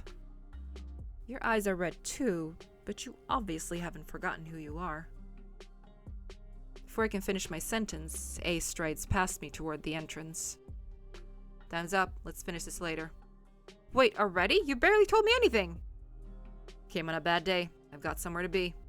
There's still so many questions burning on the tip of my tongue, but my frustration spills out before I can ask any of them. I was told to come here for help, but instead I get threatened and kicked out? You're joking, right? Watch your tone. I'm nice, but you don't want to ruin the host's mood. My skin prickles. The feeling of being watched washes over me again. My eyes dart back over to the sea spring. A lone ripple dances on the quiet surface. I take I's advice and clamp my mouth shut. Ice approaches a nearby soulless, a lanky, dog-like one with 6 legs and a crown of tendrils. Several sets of red eyes adorn its sides. Its forked tail wags rapidly when Ice squats beside it. He runs his fingers through the tendrils, scratches its chin, and pats his head. A gentle smile plays across I's lips. The affection he holds for the soulless is painfully clear. I dip my eyes away, my stomach fluttering at the tender sight. It's getting dark out, so this pretty girl will guide you back. Following a short whistle from A's lips, it trots over to the entrance, obediently, tail swaying. I watch the soulless warily. Pretty is not a word I would use to describe it, and the idea of it protecting me sounds absurd. If I decide to drink, how do I find you? Find someone with eyes like mine. They'll point you in the right direction. But think it over. Once you drink, you can't go back. It's a lot to process, but I give a small nod. At least I know I have another option for a cure, as disturbing as it may be. I follow the soulless at a measured distance and watch it nudge the giant doors open with ease. When I'm about to cross the threshold, I sneak one last glance behind me. My heart skips when I meet A's eyes. I'm about to snap my head away, but he just flashes me an easy smile. Till next time, Sparrow. I'll buy you a drink for scaring you. I don't trust myself to do anything but respond with another curt nod. Okay, bye! Alright, Dougie. Outside, more crimson-eyed soulless scuttle about. It's hard to believe it's the same threatening pack from before. They chase each other in circles, roll around in the bog's mud. They pay no attention to me as a dog-like one escorts me away. It's an uneventful trip. Sometimes the soulless looks over its shoulder at me to make sure I'm still following. Dusk darkens the sky by the time we reach the city. The soulless sits, canting its head at me with familiar crimson eyes. Oh, I want to pet it. If it's a dog, I want to pet it. I just saved. I'll risk it. Pet it. As nervous as I am, I carefully glide my fingers through the soulless tendrils and scratch beneath its chin, just like Ace had. And it bites my fucking head off. It pushes into my palm in response, rumbling with a sound akin to a purr. The vibrations are soothing, almost therapeutic. Oh, it's a cat. It's a kitty. When it's satisfied, the soulless spins around and scampers back in the direction we came, vanishing into the darkness. Goodbye! I've just arrived in Eridia, but I've already encountered so many things I thought were impossible, tamed soulless being one of them. My head spins. Maybe I should call it a day. Goddamn.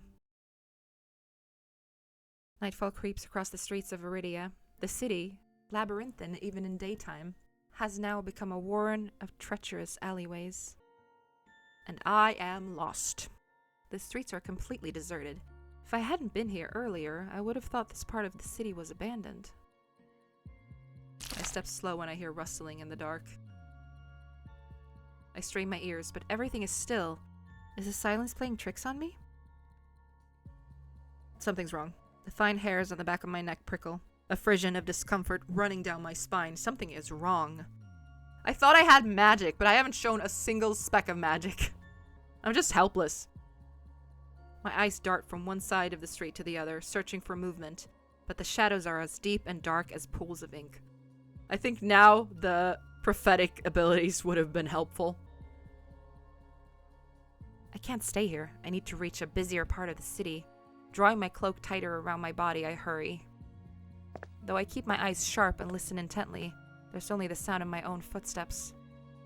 As the moments pass and nothing happens, I begin to wonder if I really did imagine that noise. I turn the next corner and my thoughts come screaming to a halt.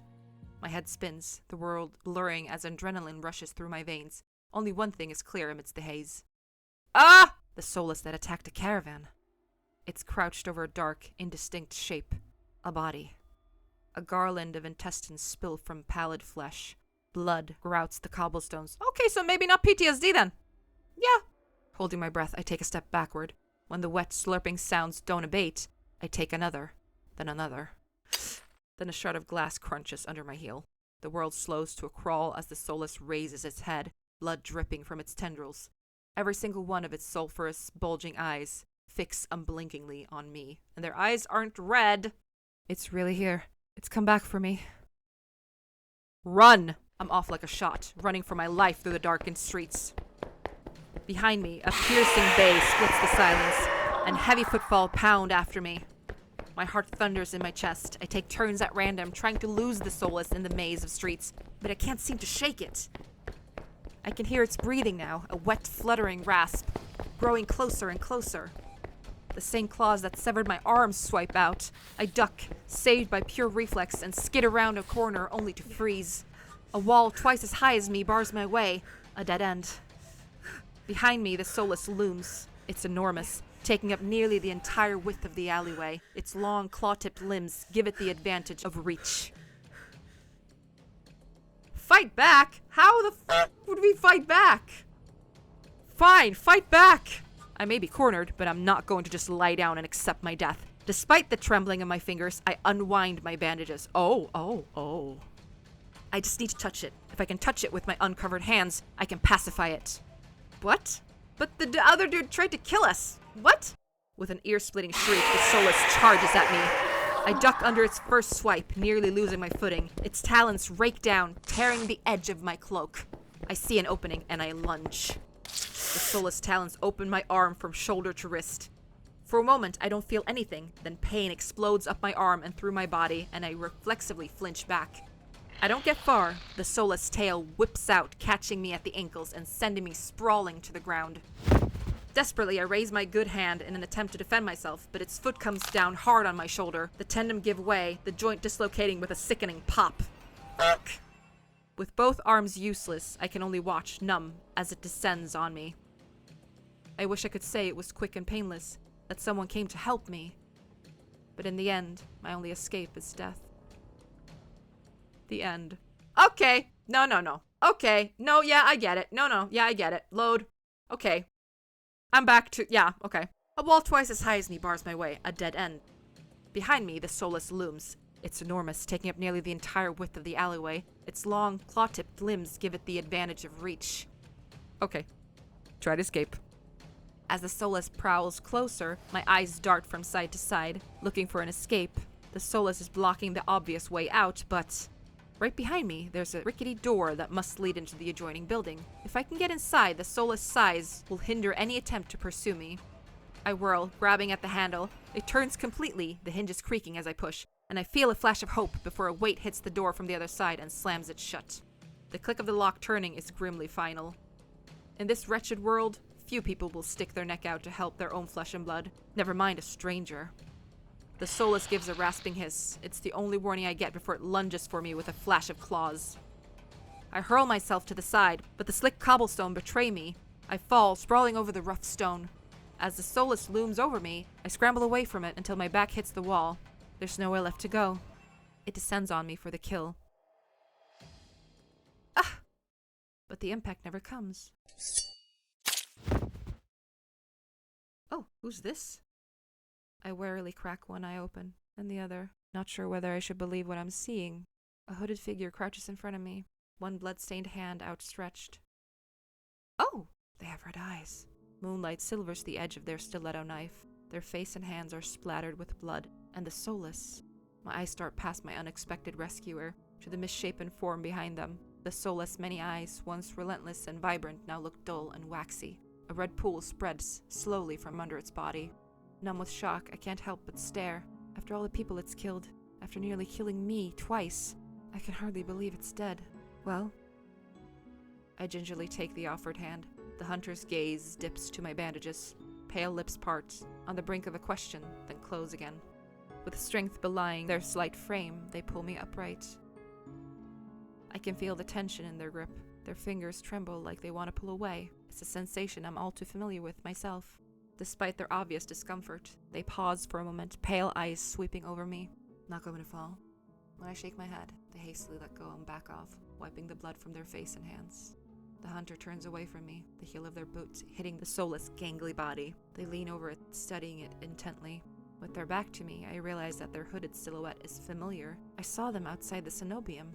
Vestigial or functional? I'm startled out of my thoughts when they speak, but they aren't looking at me. Can't all be processed in the brain. Its occipital lobes would have to be enormous. In fact, I don't think they're talking to me at all.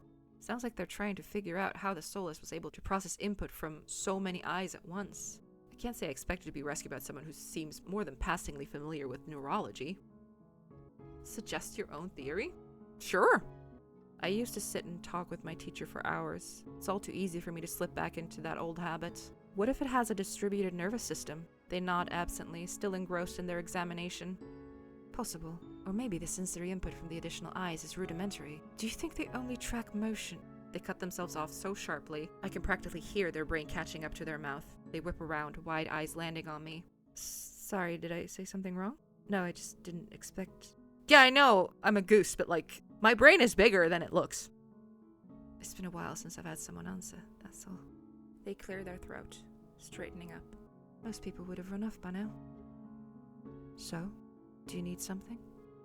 Escort back to the wet wick, maybe? It doesn't seem like they're interested in discussing that soulless nervous system any further. Too bad. Too bad. They almost seemed approachable. I want to thank you. They stare at me. Though their lips part, they seem to struggle to figure out what to say. I mean, I'm pretty sure they looked right at us, so I think they know that we saw them. Not used to hearing that? That hint of uncertainty almost vanishes under their scowl. Almost.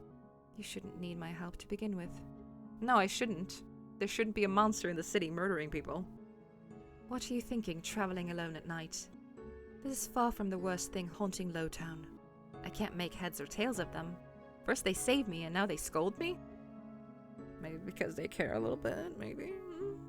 Lesson learned. I could do without the lecture, though. To my surprise, they break eye contact. They frown, though their disapproval doesn't seem directed at me. If you're not going to run off screaming, you might as well wait until I'm done. You're not going to dissect it, are you? Can I have an eye? Can you give me just... I'll be quiet. No? Their attention glides back to the soulless corpse. They examine it with an inscrutable expression. I clear my throat to fill the silence. I'm Goose, by the way. You didn't ask, but... Min. Min? Okay. Hi, Min. Suddenly, Min tenses. Their blade flashes as they drive it into the base of the soulless skull, right between the cervical vertebrae. The soulless thrashes once, letting out a rattling hiss as the air leaves its lungs. Min leans on the blade, driving it deeper and deeper until there's a sickening crunch, and the creature goes limp. Oh.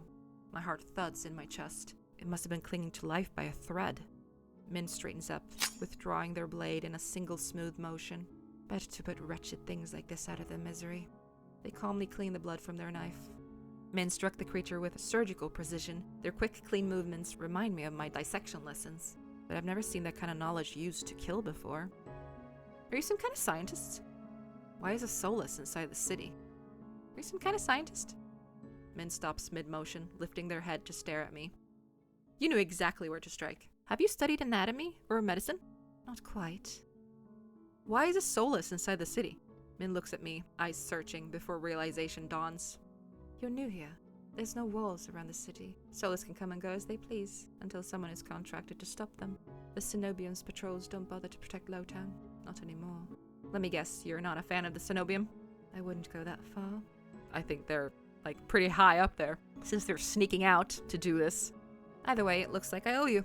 Min's brow abruptly furrows, and they sheathe their knife, motioning for me to follow. It's not safe here. The vultures can smell death. I'm not quite sure what they mean, but I don't want to stay lost in this city. I trail behind them as they stride down the street. If it's so dangerous, then why are you helping me? I came for the bounty on that soulless, and you were in the way. Not killing you isn't the same as helping you. Don't count on being so lucky again, or you'll be dead by sunrise. Their answer is stingingly harsh. Harsh, but fair. You know what? Fine. I just need to find my lodgings. I hold my hands up, trying to forestall any more snippy comments. Alright, I get it. I'd love to get out of your way, but I'm sort of lost. I just need directions back to my lodgings. Their brow furrows slightly. They open their mouth, and for a moment I could swear they look regretful.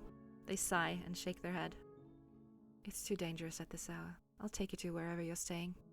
Oh, carry me! I think I twist my ankle. Oh, no. I wasn't expecting to get directions, given their attitude. When they realize I'm staring, they look away with a huff. It'll be faster, that's all. I have a room at the whatever. Yeah. At the name, Min's face falls. That code is suspect. Hey, it's free. What am I gonna say no? Sleep on the streets? Not a fan? It's full of drunks and idiots. What do you think? True, it doesn't seem like their kind of place. Well, that's where I'm staying. Are you taking back your offer? Min exhales sharply and shakes their head. This way. Hey! Min's route is completely different from my slow, early morning meandering. Their steps are swift and sure, even though all the streets blur together in the dark. You know the city pretty well. I grew up here.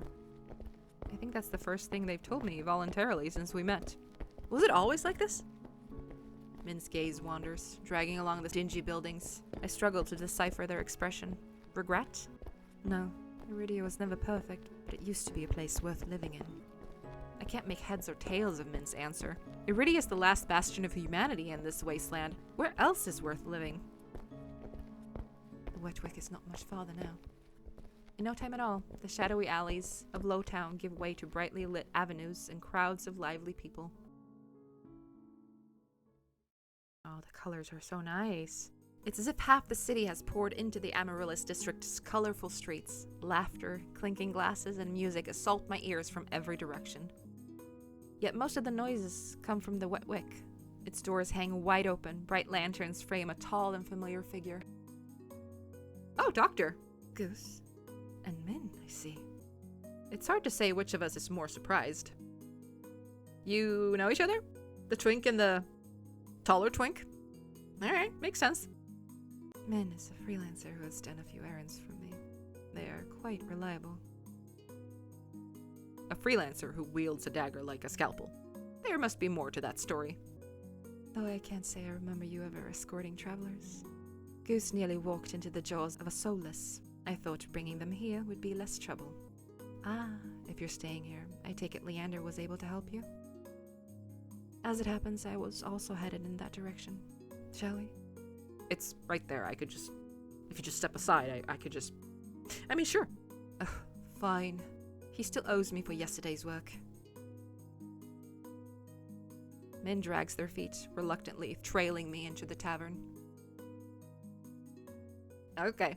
Not gonna be mean to Min, they just saved us and they've been, like, polite. As soon as the doors open, a wave of sticky heat rolls over me. Oh god, I hate that. Just let me go to my room.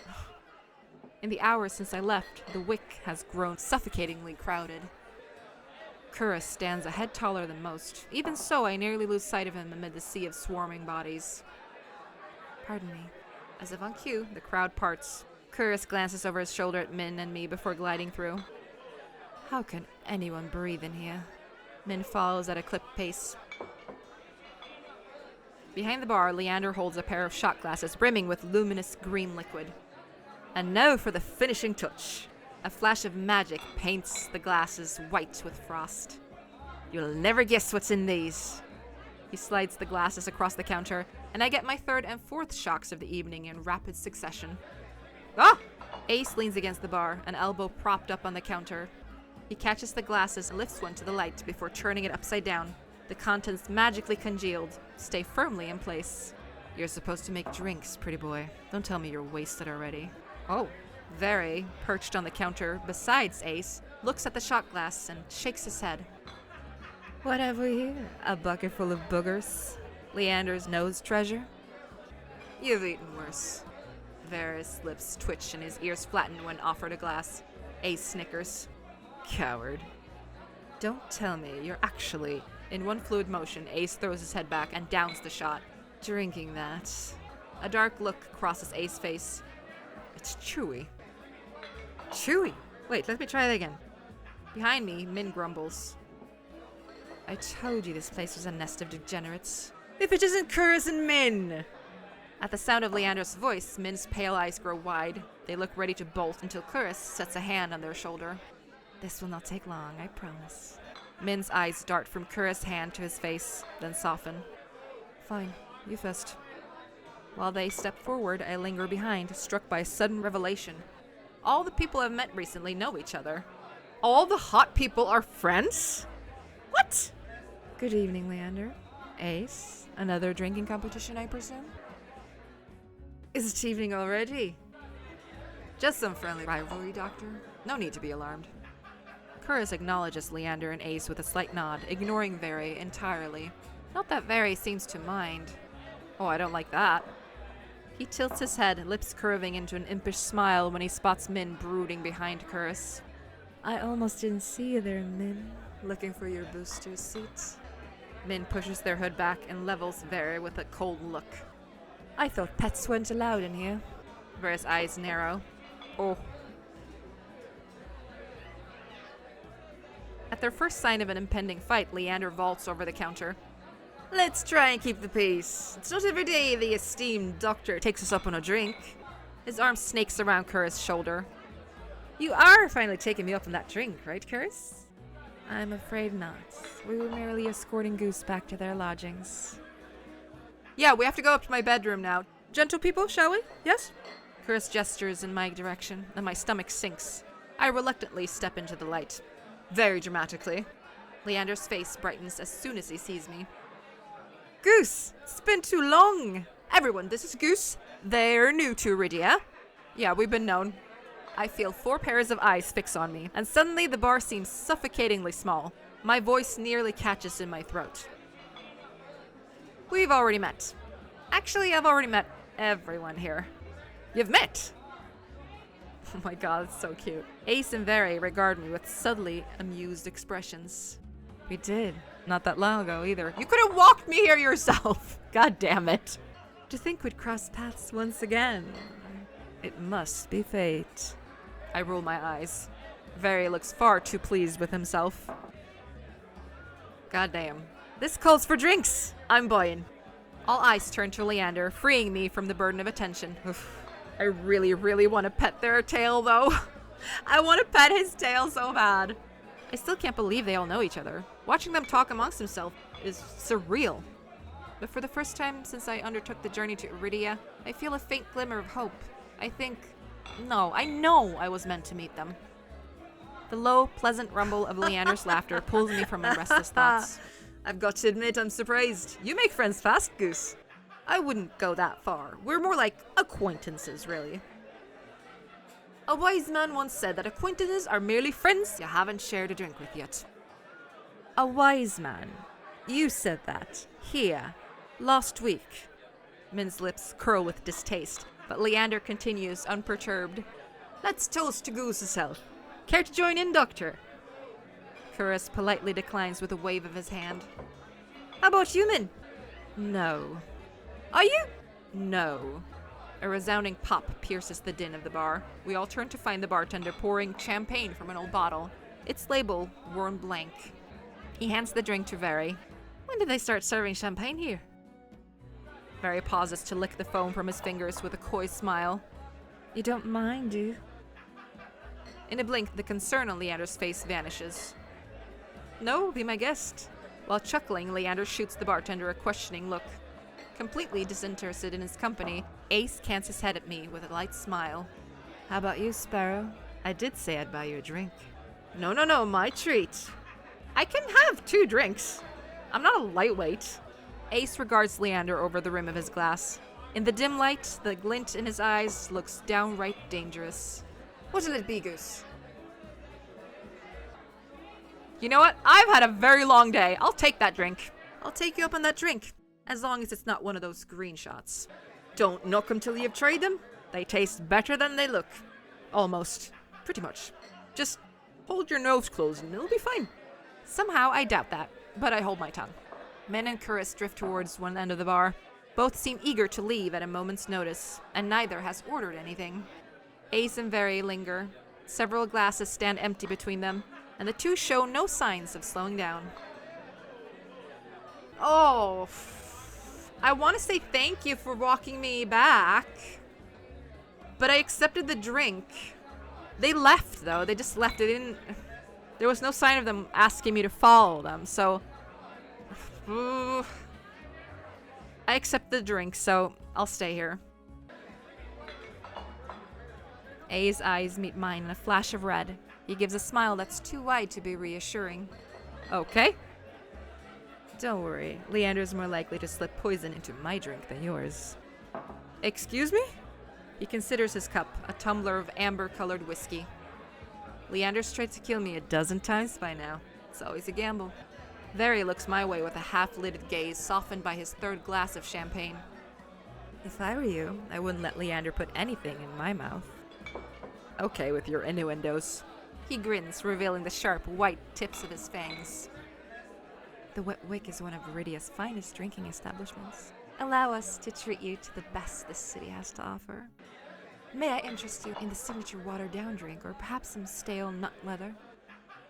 He gestures at a chipped ceramic bowl filled with spindly, speckled jerky that I can only assume is nut leather. What is with the food in this city? If this place is as foul as you say, how come it's completely packed? Because it's cheap, probably? It's not all bad. Depending on the day, the food's edible. Ace takes a measured sip of his drink. Gotta stick around for the real attractions, though.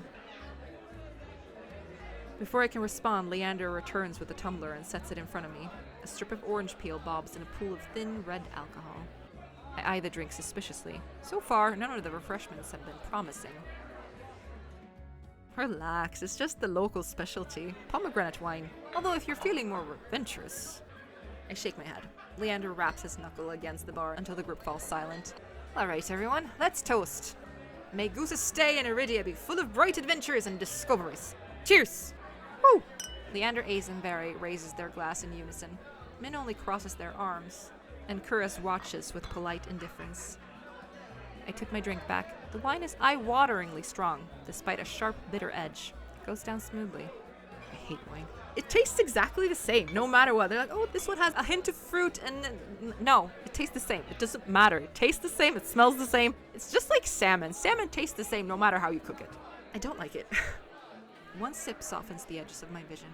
The next fades the din of the crowded bar into a low, persistent murmur. I find myself unwinding for what feels like the first time in years. Oh, dangerous. Aren't you the popular one, Goose? You must have met Curus first. It would be more accurate to say that I found them. I mean, you know that. He sent me here. You saved my life. I merely perform my duty as a doctor. Although I'll admit I was confused when I woke up naked. Leander makes a choke noise. Min sighs. Naked. It's not what you think. Goose was in grave condition. I could hardly treat such injuries through tattered clothes. You told me I was pretty much naked when you found me. The silence that follows stretches uncomfortably long. I look away, unable to face Kura's disappointment, and catch Very snickering behind his hand. That's my cue to change the topic. Kurus isn't the only one who saved me today. Don't you listen? I didn't save you. You were simply there. That's Min for ya. Leander reaches for Min, but they duck under his arm with practiced ease. As reliable as they are moody. You were going to talk considering you neglected to warn them to stay off the streets at night. What? Of course I warned them, I think. Min's only response is a short breath. At any rate, I never got a chance to thank you, Min. Don't. The less soulless alive, the better. Min's eyes flick towards Ace, and their lips twist. Ace is too busy nodding along to Very's enthusiastic pantomime of stabbing to notice. His soulless are fine. They're a bunch of kitties and doggies. It's fine. I've had enough of this hellhole. Let's go. Min and Chorus share a brief look. Then the doctor speaks up. Very well. But there is something that I must discuss with Leander. If you'll excuse us, Goose. Of course. And just like that, the three of them depart, leaving me alone to savor my drink in silence. Or so I think until I hear a voice so soft and low it's practically a purr. Master tour guide? Oh, my, hi. I turn to find two pairs of slit eyes trained on me. It's not lost on me that Ace and Very chose to pounce the instant the others left. Of course I'd be stuck with the two most irritating people I've met all day. Monsters or not, there's no telling what I'll do if either of them push me again. I might slap them, or pinch a nipple or two, or three maybe. Don't tell me Leander already snuck out back to get his knob slobbered. Wow, okay. He's got business with Kurus and Min. 2-on-1 business, huh? Lucky. I can't tell if it's the champagne or the company, but Very has grown noticeably more relaxed. He sits with his chin propped on the back of his hand. His tail sways lazily. Why are you so far away? Come, join us. He pats the empty bar stool beside Ace, but I hesitate. The smile Very wears is sweet and distinctly sly, and with drinks in the mix, I dread how he and Ace will mess with me next. We don't bite. Promise? I'm not so sure about that. He already tried to rob me, and you threatened me. Me? Steal? You must be mistaken. You sure it was me? Yes! Ask your cat! Yes, it was you, and then you had the gall to kick me out so you could go drinking. Here, in the place where I was going. You could have escorted me yourself, you prick! Ace gives another one of his shrugs. Had to give you a reason to come looking. Miss me already? Yes! No! Fuck you, dude! I stare at him flatly, unimpressed by his deflection. Very suddenly leans toward me, gossamer sleeves pooling where he rests his elbows on his knees. Ace sets his hand on Very's waist, narrowly preventing him from tipping off the counter. I'm afraid we got off on the wrong foot. How about we start fresh, Begin with proper introductions and whatnot. I'll start. The name's Very. I'm a soulless hunter of no small renown. Very's hand flutters to his chest, and he bows his head, flinching when hair falls over his eyes. Ace doesn't say anything, so I suppose it's my turn now. It's Goose. Very considers me for a long moment, his tail idly swaying behind him. Then he knocks back the rest of his champagne. It's a pleasure to formally meet you, Goose. He says my name slowly and deliberately, savoring every syllable. A tingle jumps down my spine. I quickly turn my gaze away. Ace smirks at my reaction. Is something funny? Nope. I open my mouth and close it just as quickly. They want me to react, goading me into another ridiculous game. While their sharp, cat-like eyes keep me on edge, something about this tension is fun. Must be the wine. It's definitely the wine. A flash of white over Ace's shoulder catches my eye. Across the bar, Kurus heads for the door. I don't see Leander or Min, but it feels wrong to let the doctor leave without saying goodbye. I'll be right back. Very grins and waves at me as I leave. I slip through the crowd, careful not to touch anyone, but just as I'm nearing Kurus, I stagger, shoulder checked by a man with a neck twice as wide as his head. He stares down at me, nostrils flaring. Okay. Out of my way, shit stain. My words spill out on their own. What shit? I regret them as soon as they leave my mouth. That fucking whine. The lowlife wheels around, shoving an adder out of the way so he can close in on me. Oh my god, touchy, sensitive, wow. Okay, Snowflake, my god! What did you say? He shoves me backwards, sending me stumbling to the sticky floor. Ew! I'm fine, but my heart leaps into my throat when I see him bearing down on me. Oh shit. You trying to start something here? The lowlife freezes, his fist cocked back. A group of adders circle him, sizing him up. For what feels like an agonizingly long time, the lowlife looks from me to the adders. Finally, he sniffs and spits on the floor next to me. The wad narrowly misses my cheek. Screw it. Too many freaks in this circus tonight. Then why are you here? He turns his back on me and comes face to face with Ace. He gives the lowlife a dangerous smile. You'll do. What happens next is a blur. Ace's fist crashes into the man's jaw, causing a frenzy of gasps, shouts, and even cheers. I scramble to my feet as the frantic crowd swarms around me. Through the ruckus, I hear Leander shouting, "Take it outside, Ace! Everyone, drinks on me!" With that, the wick erupts in hoots and cheers. Whoop whoop! Yay! Woo! Woo woo woo! The ring around me disperses as adders and onlookers rush toward the bar. Through the thinning crowd, I catch glimpses of familiar faces. Ace vanishes out the back, dragging the lowlife behind him. Curus lingers near the door, searching, I suspect, for any wounded before he departs. Min draws their hood up tight as they duck out a side door. Oh god, I sense options coming up. While Vere leans over the counter to swipe a glass of wine from behind the bar. And Leander, seated at the opposite end of the bar, gestures dramatically and apologetically at the bartender. In a heartbeat, I realize that there's no telling when or if I'll see any of them ever again. Whoever I pursue may be the last person I get to speak to tonight. I follow... Ah! Crud! Who do I follow? Well, originally I was gonna follow Curus. I'm curious about Ace, though. And Min. I already said thank you, so like, I feel like I'm done with that. Why would I want to talk to Curus? Yeah, I just saved, so it's fine. I'll follow him. Hot on Curus' heels, I squeeze out of the bar. Of everyone I've met, he seems the most likely to help me, and the least likely to murder me on a whim. He said I could go to the clinic whenever I needed help. Time to see if he's a man of his word. I breathe a sigh of relief once I'm free of the crowded bar. Hearing me, Curus turns my way. Goose, I take it the Amaryllis district is not to your liking. Sometimes the mage who raised me made bizarre comments about the Amaryllis district, and now I think I finally understand what she meant. It's a bit overwhelming, but that's not why I stepped out. You do not require treatment after that fall, do you? I scowl up at him, and he holds out his hands in a mollifying gesture. I apologize, Goose. Please continue. There you are! Someone cuts across me towards Curus, stopping us both in the middle of the street. Even in the dim pink haze that blankets everything, there's no mistaking her pressed white uniform. She's from the Cenobium, though the flourishes on her clothing look a bit different from the others I've seen. I swiftly step back, making myself as inconspicuous as possible. Nervous onlookers sidestep Curus and the cleric. They form an island of white in a sea of people teeming with color. Is this a bad time? Persistence is not always a virtue. That's what you said last time. Then take this and be gone. Curus reaches into his coat and produces 3 tiny glass vials, bound together with a thick leather cord. A silvery powder shimmers inside. He gently flicks the vials, watching the contents swirl, and extends them to the cleric. This is it? She looks extremely unimpressed. Looks can be deceiving.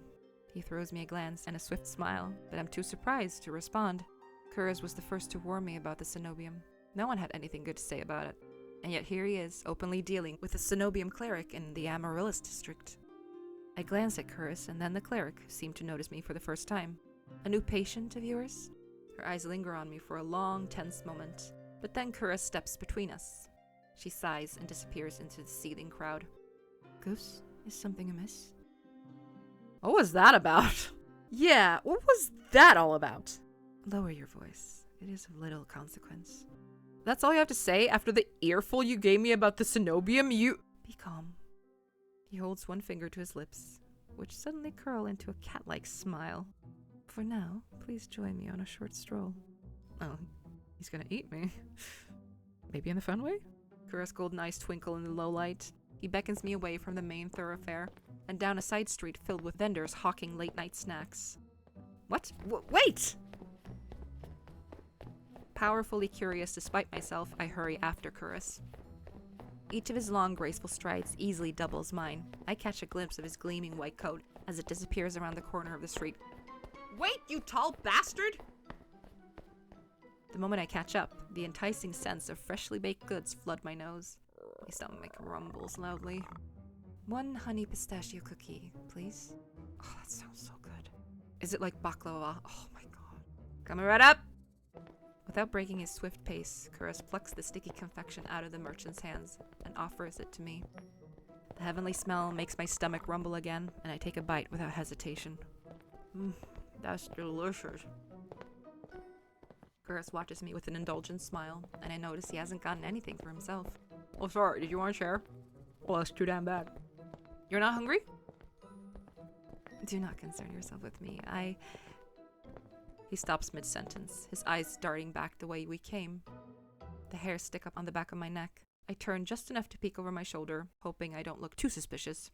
Sure enough, it's the same cleric who waylaid us in the street, now looking very irritated. Uh-oh. Well, disappointment can be a learning experience. Glimmers of realization dawn over me as I stare up at him. What exactly was in those vials? Perhaps a potent alchemical catalyst? Or some stale fish skin? The two do resemble one another, and it can be quite difficult to tell them apart. Is he serious? I chance another glance at the cleric, who's now trying to elbow her way between the food stalls. A few people move aside, but most don't even notice her efforts. The street is too packed with hungry patrons. Shall we? Yes, we shall. Without waiting for my response, Kuras glides swiftly into the crowd once more. Oh, for crying out— Wait up! Is there a point to all this? Is there a point to all this running around? Other than for my personal amusement, I suppose I would like to show you the sights. He is serious. Or seriously fucking with me. My disquiet must be showing because Kuras' smile softens. You have nothing to fear from her. He ducks into what looks like an abandoned doorway that opens into a small, covered market. The stalls here are packed with more spices than I knew existed. Taking a short breath makes me sneeze. Oh my goodness. Kuras slows his pace, occasionally pausing to examine the insistent hawker's wares. Wait. He looks up from a display of livid red leaves, each as long as my forearm. You said I have nothing to fear, but everyone in Eridia seems wary of the cenobium. People fear the obvious trappings of power, wealth, force, or an ostentatious tower. Did you just rhyme on purpose? For my part, I find such trappings disappointing. The cenobium once had great potential. They squandered it decades ago in the pursuit of trinkets, pleasure, and petty tyranny. Their narrow, prosaic interests have rendered them blind to all else that moves. I think that's the most I've ever heard Kuras say, on any topic. You sound like you know them well. Kuras lets out a long, low sigh. You miss little, Goose. Familiarity breeds content, and I am more familiar with the cenobium's crude methods than I would like to be. Now I'm getting somewhere. Something beyond vague warnings or swift deflections. I decide to press the point while I have the chance. Familiar how? Kuras stops in front of a pickled fruits display, and I nearly run into his back. He steps aside at the last moment and rests his arm gently but firmly on my waist. I tense, but he's careful to avoid my bandaged hands. Our pursuer refuses to take no for an answer. Again? I thought we'd lost her in the crowd. I crane my neck to look for the cleric, but Kuras shakes his head. Okay, now he's just messing with us. This way. The next street over is a home to high-end brothels with steep stairways and shadowy passages, perfect for discreet trysts of losing a persistent tail. Pink curtains and painted faces sprawl around me like a giant, colorful warren. It only takes a few more twists and turns down blind alleys and narrow walkways before I'm completely turned around. Why are we here? Because you're hot, Cupcake. Kuras, however, seems to be following some map in his mind. He takes each turn with swift confidence, guiding me with the occasional nudge. The passage between teetering buildings are so narrow that we have to slink through single file. Just a little further. His effortless grace is almost infuriating. It takes every ounce of concentration I have to avoid tripping over loose tiles, discarded clothes, and unidentifiable rubbish. Meanwhile, Kura's long legs seem to float over every obstacle. His clothes are still pristine despite the soot-stained walls around us. Magic. How the hell does he do it? Some sort of enchantment woven into his jacket? A glamour spell? Prestidigitation? I'm still trying to puzzle it out when I realize how warm the alley has become. The tiny gap between Kura's and me radiates heat, like a brilliant midday sun at the peak of summer. Stay close. I don't want to lose him again. I definitely don't want to get lost here, so I stay as close to Kura's as I can without actually touching him. I promise I will not lose you. Was I that obvious? Our eyes meet, and despite my best efforts, I find it hard to hold his gaze. I've never seen eyes like his. Despite our dark and dingy surroundings, it's like Kura's radiates his own warm light whenever he looks at me. Just like my veins. Thank you for indulging me, Goose. I believe we've lost our tail. Oh, pretty. We emerge on the opposite side of the Amaryllis district. Warm light dances across the river from all directions. I approach the edge of the water, transfixed. It's incredible. Eridia holds beauty and horror in equal measure. Did you enjoy your impromptu tour? Relief escapes me in a tired laugh. After narrowly escaping death, playing keep away from a Cenobium cleric almost seems normal. It was a nice change of pace. He laughs too, a soft and pleasant chuckle completely at odds with his usual cool demeanor. Are you sure we lost her? She will not deign to follow us this far. He sounds confident enough. I was starting to wonder if we'd have to make a full circuit of the city to ditch her. A flicker of lamplight falls across the shore, softening his features. I should escort you back to your lodgings. It would be unwise to let you go alone. What about you? Are you staying at the Wet Wick? Of course not. Then you're going back to your clinic alone? You just said that was a bad idea. He pauses, stares at me, then his expression relaxes into a gentle smile. Fear not, Goose. Only the most desperate or foolish would dare lay a hand on me. It sounds insane after 2 near-death soulless encounters, but part of me believes him. A few townsfolk huddle beneath street lamps and in doorways, desperate to be as close to safety as possible. Kuras, on the other hand, looks more relaxed than ever. He strolls along the riverbank as if it were broad daylight. Even walking beside him makes me feel more secure, warmer inside and out. I seize that faint spark of hope and muster my courage. Did you mean it this morning, when you said I could come back to you for help? Every word. Yesterday. It was yesterday. His mirth vanishes, replaced by calm focus. I don't know what to say to that. I half expected his offer to be a courtesy, an easy way to get me out the door. The fact that he meant it. Why do you ask? His eyes flick briefly to my arm, the one that he miraculously reattached when he found me. I can almost imagine him counting the neat stitches. I wanted to be sure. I'm still figuring out who's trustworthy and who's trouble. I see. Eridia does tend to attract extreme individuals. Including you? Goose. I refuse to incriminate myself in your eyes. I can recognize a smooth deflection when I hear one. If he won't talk more about himself, maybe he'll tell me about someone else. I decide to ask about... Who? I mean, he didn't seem to... There's a bit of classism going on here I'm picking up. He doesn't like Vere and Ace. Probably because they're like part monsters or something. Min. Sounds like you and Min know each other well. Kuras heaves a long, suffering sigh. I know them better than most, but not as well as I would like. Like you, Min is a recent arrival. Their time here has been particularly difficult. As much as I would like to help.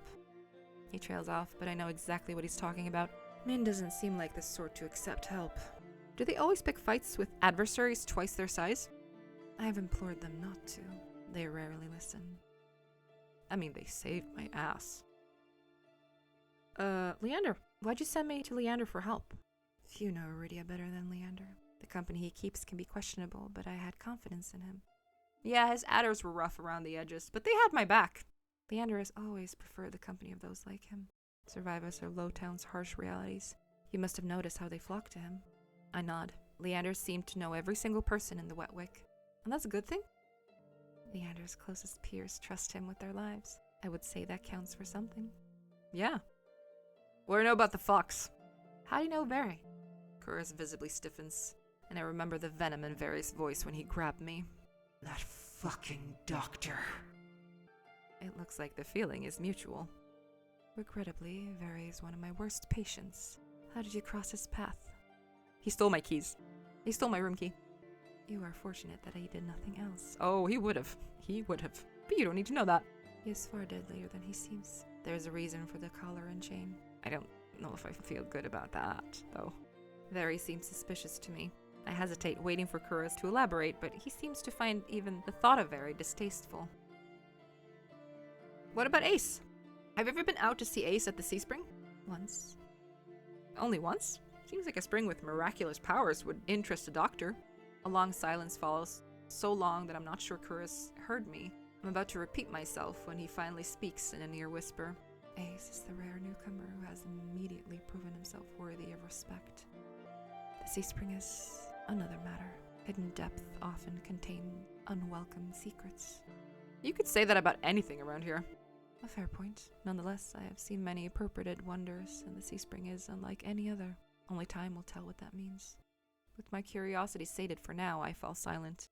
I wish Kuros had given me a little more to go on, but he's almost as tight-lipped about the others as he is about himself. When we've circled back to the Wet Wick, the Amaryllis district seemed even more raucous than before. Drunken patrons overflow into the wine-scented streets. How am I supposed to sleep with all this racket? I suggest the stiffest drink at the bar. Alternatively, a ball of wax. Very funny. Even with how tired I am, I'm not sure I'll get a wink of sleep. I'm about to say goodnight when someone staggers out of the wick and collides into me. Oh! I stumble back, heels teetering on the edge of the filthy gutter. Goose? The next thing I know, a pair of warm arms catch me around the waist.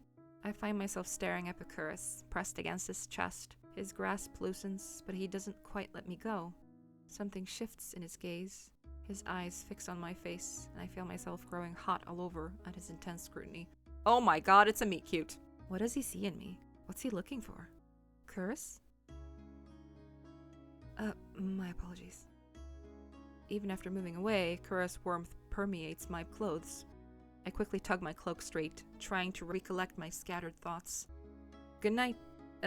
Thanks for everything today. You are most welcome. Bye. He turns and slips into the crowd, though I can pick out his pristine white coat with ease. A chilly gust howls down the street. Why did it get so cold? Choose my fate? What? What does that mean? What does that mean? Kuros, the repentant angel. From all appearances, Kuros is a principal doctor, extraordinary skill. But you know little about the man beneath the professional mask, and Kuros keeps even his friends at a cool distance. If you uncover his deepest secrets, will you like what you find? Very serves as a warning of the dangers posed by the cenobium. As cunning as he is curious. Oh, he made too much of a mess. As cunning as he is curious, Very finds you fascinating and insists that he can help. But trusting him means entrusting your life to a collared beast with a lethal reputation. Can Very protect you, or are his honeyed words a trap waiting to snap shut? Leander offers you something that should be impossible, a taste of normalcy free of your curse. As the first person to withstand your touch, he could change your life, but some things are simply too good to be true. Leander promises to help unravel your curse, but at what cost? Ooh. Despite their cold nature and familiarity with violence, Min is just as desperate as you to get into the cenobium. You may be able to help each other, but they're keeping as many secrets as you. They claim they're dangerous, but could they be your only chance at getting into the cenobium? Okay. The demon renegade. An intimidating yet laid-back outsider, Ace presides over a sea spring with unnerving powers. He offers you a miracle, but the price means submitting yourself to the horrifying presence at the heart of the spring. Will you gaze into the abyss for your answers, even at the risk of losing yourself? Oh, I don't know. I just saved, right? Well, then I'll have to think about it and get back to this choice. Oh my god, I can feel my jaw hurting. I've clenched it so hard. Ah, Jesus. My goodness. That was intense. That was very intense. But my throat hurts, and I need to take a break. We'll see when I get back to this. Gosh.